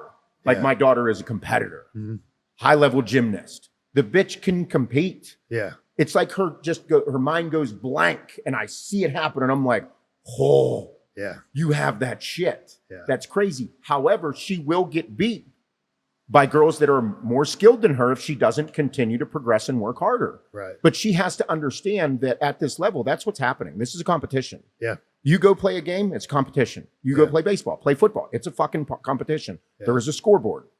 And that's, I do the same thing when it comes to coaching. Like when it comes to, oh, so-and-so, like I told you the other day, like, yeah, would it suck going head to head against Hani? Yeah, but I'm still going to bring it, you know? What am I supposed to do? Just bow out because, Yeah. oh my God, you have a bigger aura than me? Fuck you, I'm building my aura, bitch. Dude, and that's how, like, man, I'll have certain songs I'll play when I'm doing the updates. But I'm like, pull up then. Like I want to, like, if you're going to beat me, come get it. I miss it so much. Yeah. And the more I see it, I'm like, bro, let that come to life. Yeah. Stop being so fucking buddy with everybody. We're cool. Yeah. I don't wish ill will upon you, but I'm going to fuck you up. Yeah. Yeah. That's how it's supposed to go. Yeah. That's it. Yeah. And it's okay. And then if there is somebody that's like, I hope you fucking blow your shit out, Yeah. and they're treating me like a piece of shit or they're an asshole to me, I'm like, okay, fuck you. I'm going to go harder now. Yeah. I'm going to make sure that like I bring even the chip Yeah. is now massive on my shoulder against you. That's a competition. That's it. And you shouldn't be. And some people are just like that. And you have to understand in the world, there are a lot of people that will wish ill will upon you. Yeah. Fuck them. Man, and that's one thing I love about jiu-jitsu and grappling is like you find out real fast. Like real fast. Oh yeah. And the ones who did, like they're being a little dirty, whatever, you just kind of maybe cross face them a little harder, Yeah. maybe pin them a little, Oh yeah. hold the sub on a little Oh, longer, yeah. but you find out. And that's the thing that I wish bodybuilding had more of, was like, I wish it wasn't so subjective at times. Yes. Because it's like, that's the one thing that I don't enjoy, because it's like, man, I really loved our physique, and fuck, I guess I can make an argument for that one, but fuck, I really liked ours. That's the part, and that's what's happening a lot with the corruption of bodybuilding and all this and that, because you can make a lot of cases whenever you're dealing with the top guys in the world. Yeah. Like a lot of people thought Andrew could have won. Yeah. He's third. Yeah. You mean he lost to Derek and Hottie, or Hottie and Derek? Yeah. Like now it's so there's a lot that comes in that subjectivity, but I think that in bodybuilding, the benefit of it is the fans, Mhm. because they loved. I love to see the competition, and I have favorites. I do. Yeah. And sometimes they change as their physiques change, because I have no ties to them whatsoever. Right. It's a show to me. I'm going to support it. My company support it. You know what I mean? So it's like, that's the exciting part about it, is that you might take second place or third place, but your fans skyrocketed because they were like, you brought the greatest package. That's the benefit of it. But the mentality of the athlete, I believe, needs to stay competitive. Yes. And it's okay. I think it's a good thing to create, like what Joe is doing right now, and how he's like, how he's coming for Nick, and I'm like, Yeah. hey, this is what's supposed to happen. Yeah. Do you know how many Yeah. more people are going to watch now? Mhm. Yeah. Talk your I shit. can't wait. Yeah. I know. Yeah. I'm pumped. I mean- and now James Hollingshead jumped into it. I'm like, this Yeah. is a mass monster show. This is a mass monster show. They're all white guys too. That's exciting. That's what I mean. Yeah, great for us. Yeah. I say James is the great white hope. Great. James is like, he's God's gift to white bodybuilders. I'm putting Joe into that category now too. Yeah. I think Joe has a better physique, like overall shape, than Nick does. But Nick is so fucking incredible at bodybuilding that it's going to be. I don't think Joe has it to beat Nick yet. Yeah. Yeah. I don't think he does, because Nick is so polished. Whenever Nick hits certain shots, you're just like, it has everything. Yeah. It is the complete package. It's just fucking ugly. Yeah. And right now, with the latest updates from Nick, it is the prettiest Nick has looked. Yeah. So I'm very hopeful that he is able to continue to hone in and polish his physique, because he needs to be in the top 3 mix at the Olympia. Yeah. I'd like to see him there. Nick is my favorite bodybuilder. I love Nick is my guy. He is the consummate of what a bodybuilder is. Yes. Yes.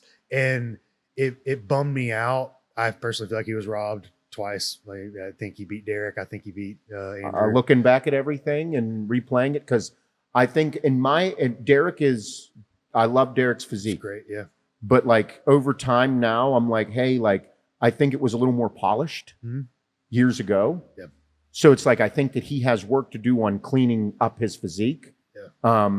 And because a lot of these guys coming up, like Andrew's gonna fucking frighten people. I think in my opinion, Andrew has everything to win right now. Yeah.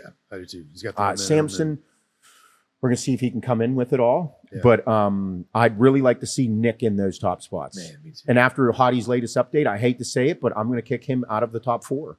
Yeah. Nick's in. Yeah. I'm going to. And it's no hate on Hottie, because I loved his physique. He was a 212 guy. Yeah. How can I not root for a fucking 212 guy, a former Mr. Olympia? But I think that he's going to get moved out. And that's where like one thing I hate is clients will send me like Joe's updates, like, oh, he looks, and Joe's incredible. Yeah. But I'm like, you can't do these side by sides of Nick and Joe from their check-ins. It doesn't, It's not the same depth. Nick's level of muscularity is on another level. It's You not. have to see it. It's got to be side by side, and it's got to be in person. And because I had the same conversation with athletes looking at pictures of nationals. Oh, I could have beat them. You weren't there. You weren't there. And when you're there, bodybuilding is the greatest sport in person. It is the Pittsburgh 2 Mhm. years ago when Nick and Derek were going at it. Yeah.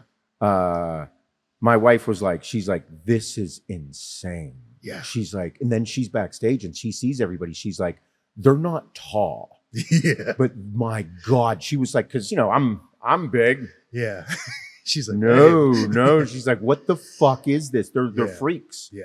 They're complete freaks. And seeing Nick up close and being able to compare him 2-3 rows back and see it, it's a spectacle that's really hard to explain to people. Yeah. The thickness of the width of his hamstrings, the depth of his hamstrings from behind is something that no one is achieving right now. Yeah. And then whenever you see his back, it's not as detailed and as perfect as Derek's, but it's unbelievable. Yeah. It's a crazy rear double bicep. Man, and it's the difference. A lot of people can look great by themselves, and they can also look really good on Instagram. And then they show up and you're like, huh, it's not what I was. They still look good, but it wasn't that freak factor. I think Joe has 2 years. Yes. I think Joe has 2 years of just dude, he's put on a ton of mass and it's polished. It Yeah. doesn't look like shit. Yeah. And let's not remember, he's with the original Great White Hope after you, Justin Compton. Yeah. Who, if your guys are listening and you don't know bodybuilding history at all, look up Justin Compton. One of my favorite physiques of all time. Just him as a human, as an athlete, dude. Oh, Unreal. the great, Yeah, He was different. God's gift to white bodybuilding Yes. for a bit. Yes. Those quads were nuts. Yeah. It was like what we all wanted Dennis Wolf to be. Yes. Yeah. Yes. And so he's done that same route that Joe's doing now. I would have no confidence in anyone else but someone like that. Because like, bro, you did it. Like now he's putting it all in him. That's his secret weapon, I think. I'm going to say Joe has 2 years. I think he's going to qualify for the Olympia. I think he's going to go. I think he's going to be in the top 13 personally. That's my hope for him, in belief and confidence of what he could do. I said it about Hutchinson. Yeah. I was like, I think he's going to break out last year, and then he broke out. Yeah. I think that this year he can crack the top 10. It's going to be difficult, but he's going to have to be perfect. I think he beats Jordan this year. Joe beats Jordan. I think Joe passed up Jordan. Joe has to prove himself on peaking Yeah. before I can make that. Before I can say that, because Jordan is like, he's got this perfect symmetry. Nothing is overpowering, and we know what can happen from that level of balance. Yeah. Yeah. Whenever you have someone that is that balanced, I just think that the difficult thing for Jordan is going to be continuing to put on size because he is big as fuck. Yeah. And he's going to need to get a little bit bigger to continue to creep into those top 6, that top 7 route. Yeah. That's really hard to fucking do. But Tonio's right there. I think we're going to see, because I think Good Vito is going to be, I don't know if he's going to be able to make it.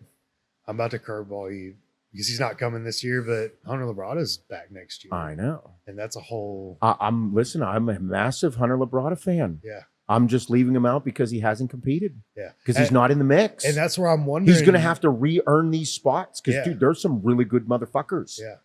And I think Martin in Prague was one of the best bodybuilders I've ever seen.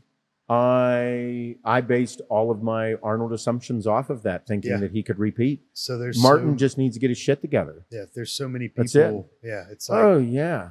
and it's so fun for bodybuilding because like I came up in the Phil Heath era. You obviously were right I was next right to there. him watching it, Yeah. and it was awesome to see the rain. But it's kind of nice, dude. I'm from Alabama. It was a blast when we're beating the shit out of everybody in football. But after a while, it did get kind of old as like a fan of football, you know? So like, it's kind of the same thing. Like now we go into we go into Tampa. We're like, who's going to win? We're like, it used to be like, okay, well, they've got this show. They've got this show. So bodybuilding couldn't be more exciting. It is thrilling. Yeah. And that's why I'm okay with Martin being a fucking asshole. Like, Yeah. I think it's good for the sport. I hate the fact that it like blew up on him because I'm like, hey, like it's okay to hate him.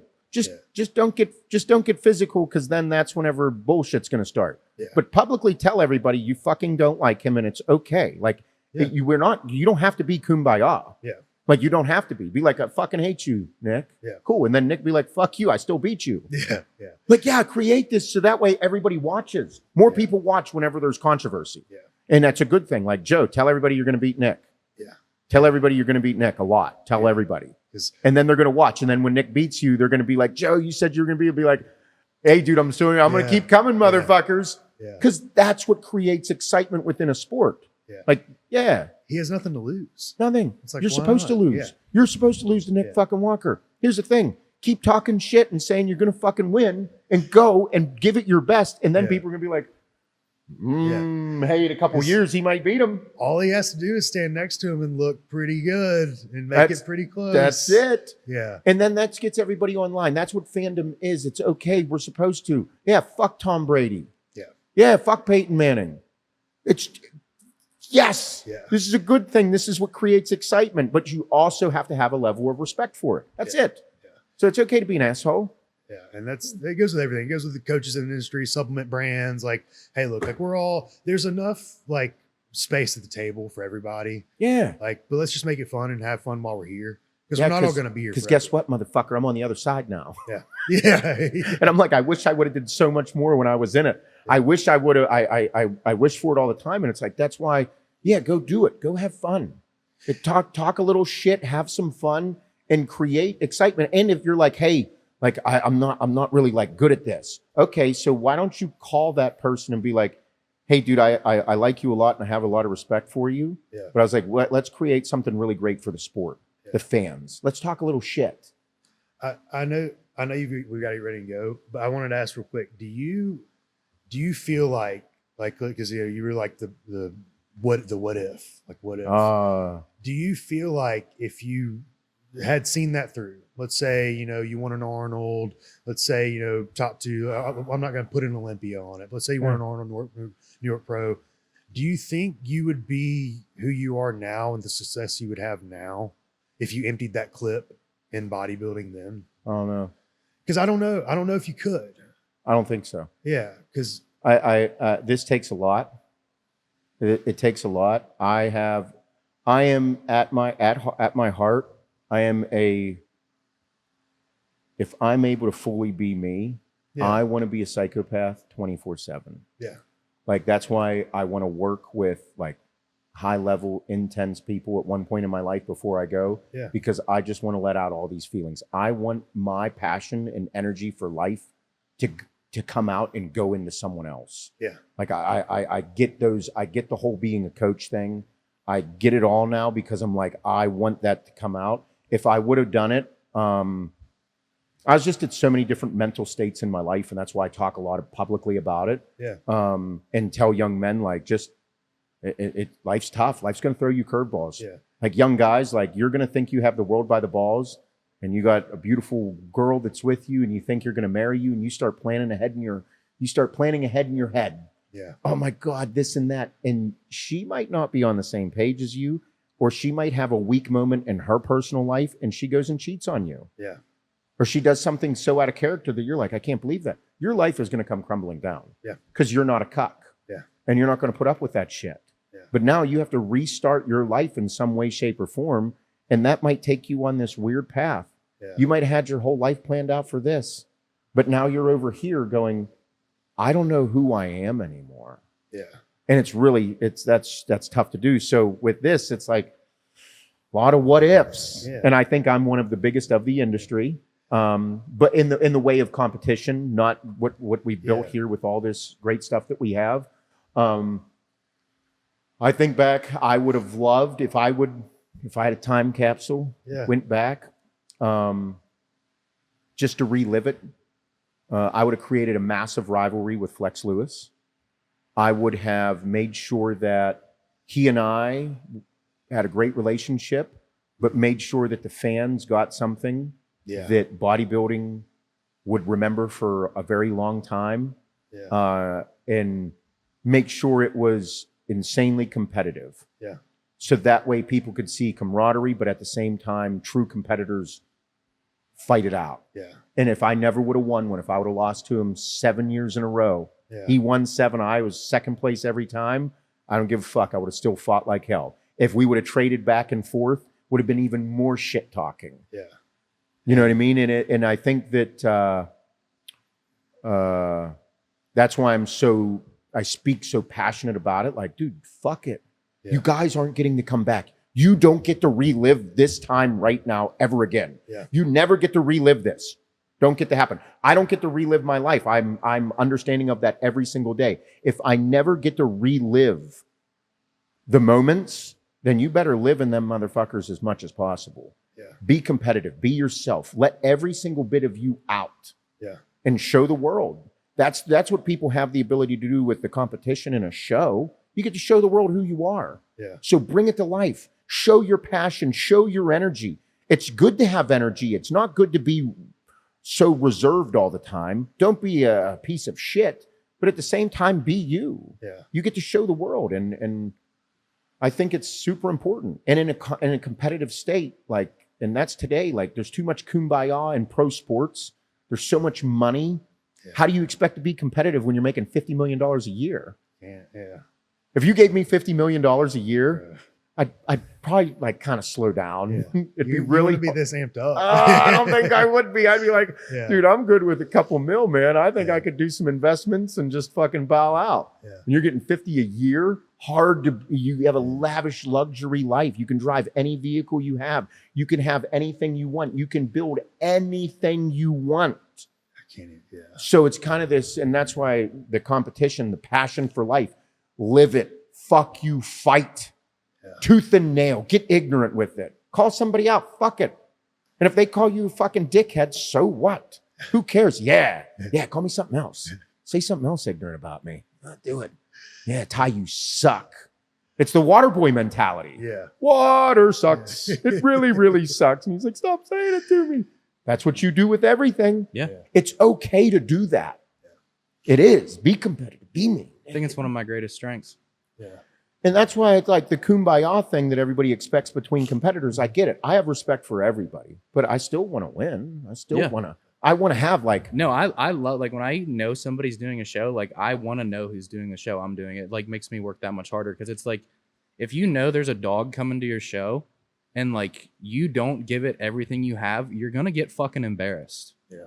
And like that's just the reality of it. So it's like you can either run from it or be like, oh no, he's doing my show, or it can like drive you and push you that much further. and now I'm on the later sides of life. So Yeah. it's like you let it out. Yeah. Do it. Because you're going to get older and you're like, dude, I got arthritis in my right hand. I got an ankle that needs reconstructive surgery. I'm like, oh no, Seth, you're not going to be you no more. Oh no, I'm still going to fucking do some wild shit. I'm still going to go after a couple wild things, but I'm not going to be 17 again on a football field. Yeah. I'm not going to be 27 years old on a pro stage again. Yeah. It's not going to occur. And even if I wanted it to, I won't be at that level. So it's like, you got to just live it. Yeah. And with my kids, I'm like, yeah, I'm going to set you up. I'm going to plant seeds in your head. I'm not going to be this overbearing tiger parent. I'm going to plant seeds in your head. Yeah. I'm going to do it in ways. You still need to be kids, but at the same time, you got some shit and it can develop into something really cool. Yeah. Planting seeds is an awesome thing. As a coach, you do it all. You can do it. Yeah. Snap of a finger. You're like, Yeah. I work with so many people. I'm like, I'm going to piss you off today. Yeah. Oh, I'm going to set you on fire. You need set Yeah. on fire. That's the beauty of being who you are. Yeah. You know, and I love it. And at the same time, you can give someone a hype speech and change their entire day. Yeah. You're like, I influenced their day. I changed their life today. Even if it was just for one day, you changed who they are. That's why hype videos are so cool. That's why speeches are so cool. That's why there's certain things that stick with us. That's why people have favorite quotes. That's all of it. Like, I love that one thing from the head coach of the Lions, Dan Campbell. Oh, dude, I'll run through He'd a give- fucking wall. He'd give some speeches and he Yeah. talked about how I'm paraphrasing this whole thing. I got to find it. I have it saved. But he talked about dragging people out to the deep end of the ocean. Yeah. Like, because everybody can play in shallow So you water. can swim. Yeah. Yeah. But he's like, fucking let's love drag that. them out to the fucking middle of the ocean. Yeah. I'm like, oh man, what a way of thinking. Dude, I'll do that. My best, he's my brother, Chris.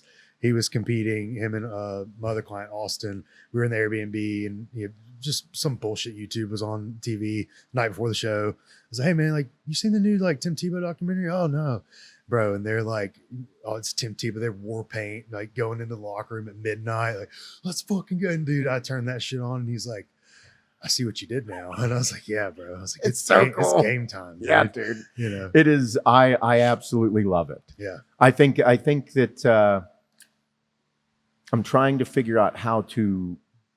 I want to bring that more into life. Yeah. Like in all aspects of life, bring passion out of people. Because I know I'm not coming back.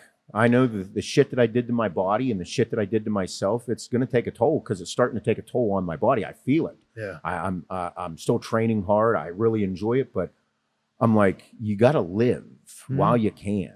Don't be afraid to not be yourself. Don't hide things. Fuck hiding things. Yeah. No. Just let it out. I think that's why we get the you today, which I'm glad we do, because like you didn't empty that clip, and you constantly have an itch that you didn't scratch. Oh. But dude, I don't know if you're religious or whatever, but like there's a reason you're here, and like thank you that we get you today. Thank you. I would have loved to have seen you battle out with Flex personally. But bro, if we didn't get this Seth that the industry needed, I'll take this. Thank you. I strongly agree with that too. I appreciate it, and that's why I said about like directing these new things that I have in life, and I'm like, man, this is different. And and the faithful man that I am, I'm like, I got to accept these for what they are. I can't live in the past, and I have to continue to move on. But it's like I might be being led somewhere, because I'm getting pulled in certain directions now. Yeah. That I'm being pulled in that I didn't know or never thought I would be. And I'm like, man, I can feel these things inside of me that are pulling me in these different directions that I don't know how to handle them, because I have a lot on my plate right now. And I'm getting pulled over here, and I'm like, I can't like do this. I can't do this right now. But I have this feeling of getting pulled in this direction. And how do I work with that? Because I know that there's the like the thing with kids, and passionate and working with them and helping develop youth athletes and young minds. I'm like, hey, I kind of have a feeling like I should be doing this. Yeah. How do I get there? That's your legacy, man. Like that's what you leave behind, is everything you're impacting on. I was talking to somebody, and I was like making a joke. I was like, man, if I died like tomorrow, I'd be a fucking legend for like 6 months at least, like with all my clients. And obviously I was being facetious, but like, imagine everybody that you touch in that regard. It's, and your legacies with all the posts that you see about dead people in bodybuilding. Yeah. And then you see the negative shit and people talking shit. Yeah, he's going to fucking die, this and that. And it's like, man, I know I'm going to be a post one day. I'm going to be a post one day. And that's why I do my damnedest to stay in really good shape now and a functional and fuckable. But it's like, what are you leaving behind? Yeah. And that's why I say so strongly to people, like, live with passion, be you. Yeah. And if people hate you for you, then that's okay. Everybody can't like you. Don't be everybody's cup of tea. Yeah.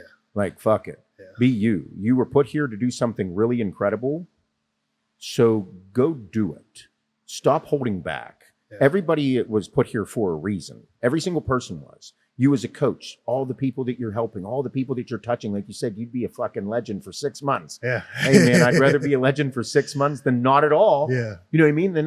But it's exciting. That's what you're supposed to do in life, is live with passion, because not everybody gets to. Yeah. Not everybody's like, I believe everybody should, but they don't. And me being a post one day, everybody will say this, and I might get a post once a year. On this day, 6 years ago, Seth Feroce died from this. And it's like, the shit talking will come out. A lot of people saying really nice things. But the people that are going to get hit the most are the people that were touched by me every day, my family. Yeah. And it's like, that's what I think about. How can I make sure that I'm impacting them as much as possible? And in the position that I'm in, I'm like, if I'm doing that with my family, I want to try and translate as much of that to the public. Yeah. That's why I'm so open about the way being a dad, being a man, because I think a lot of young men need direction. Yeah. And I think today society suppresses a lot of manly, masculine feelings about being competitive, being intense, passionate, having like side projects that we just get completely obsessed with. It's like, good, do those things. Yeah. You're going to meet a lot of really cool people out there in life and live. Yeah. Feel it. Man, Yeah. I'm ready to run through a wall now. So. Yeah. Always.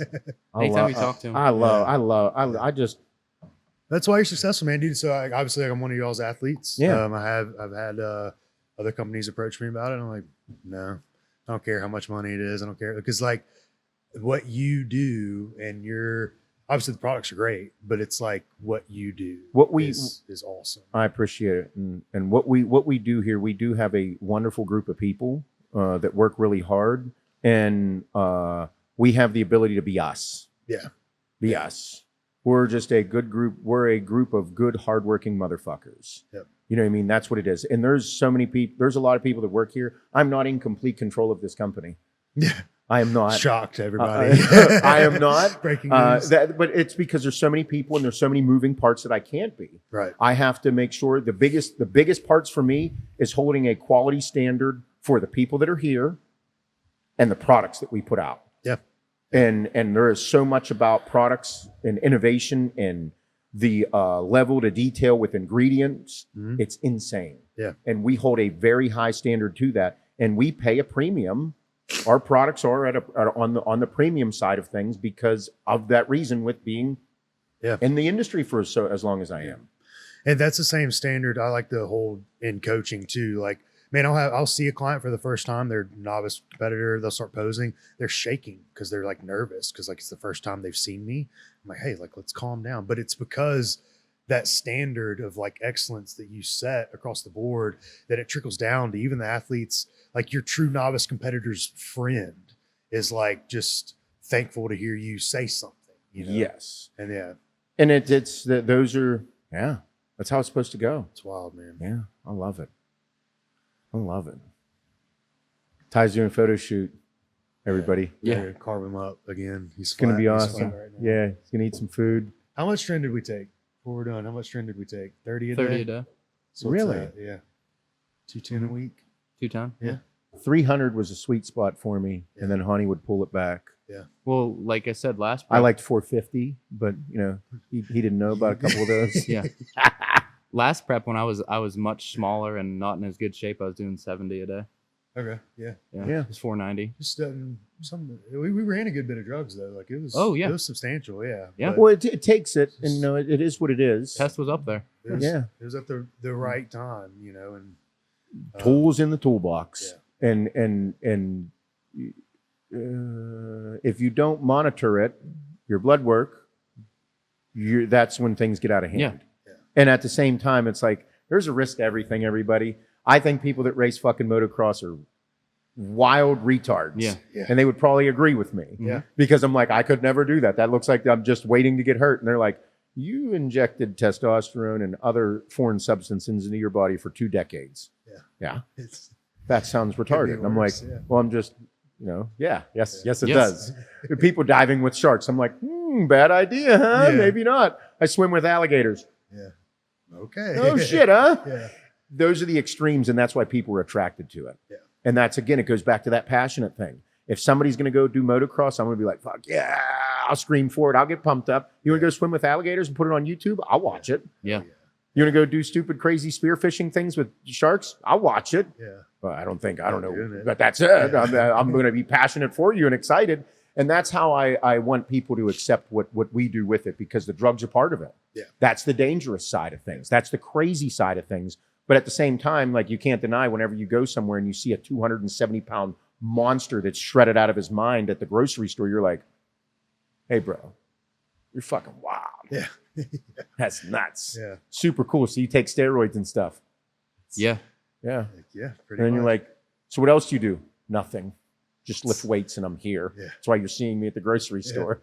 I don't have a life. Working security gigs, like, what are you running, bro? I just like everything. Everything. All of it, dude. Because why does it fucking matter? You're not going to go do it. You know? No, and So- and I'd say it to people all the time, be like, yeah, it's okay. Oh, but you're like a nice guy. Yeah. I don't know what the fuck you want me to tell you right now, That's but so funny. cool. You like McDonald's? Yeah. That's what I mean. Like Okay. it can get chippy right away, but it's like fuck it, Yeah. fuck it all. Just fun It's life. crazy, man. Well, Yeah, good stuff. This was awesome, man. Yeah, Thank I you, bro. appreciate you coming in. Yeah, seriously. Good times. Other than that, use code Notebook. Yeah. And Alex B, right? Alex B, yeah. Or Alex probably, B. Probably not as many hits as the Notebook, Notebook but hits there's a lot no, of you know, hits. yeah. We'll get him to the Olympia, and then like I'll get a better code. Until then, I'm riding. I tell you what, there'll be a Yeah. day when that comes. I'll be Yeah. super pumped. Fuck yeah, dude. That'll be awesome. No, it's cool. It's I appreciate coming in, even the shooting the shit yesterday, training, all that Yeah. stuff. We'll have a training YouTube video coming out as well.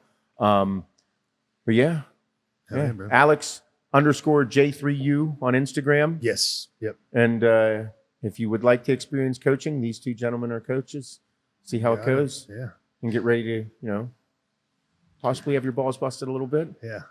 In But- the best way possible. in the best Yeah. way possible. Yeah. We'll get a win out of it. So Jig you into it. Yeah. So thank you, everybody.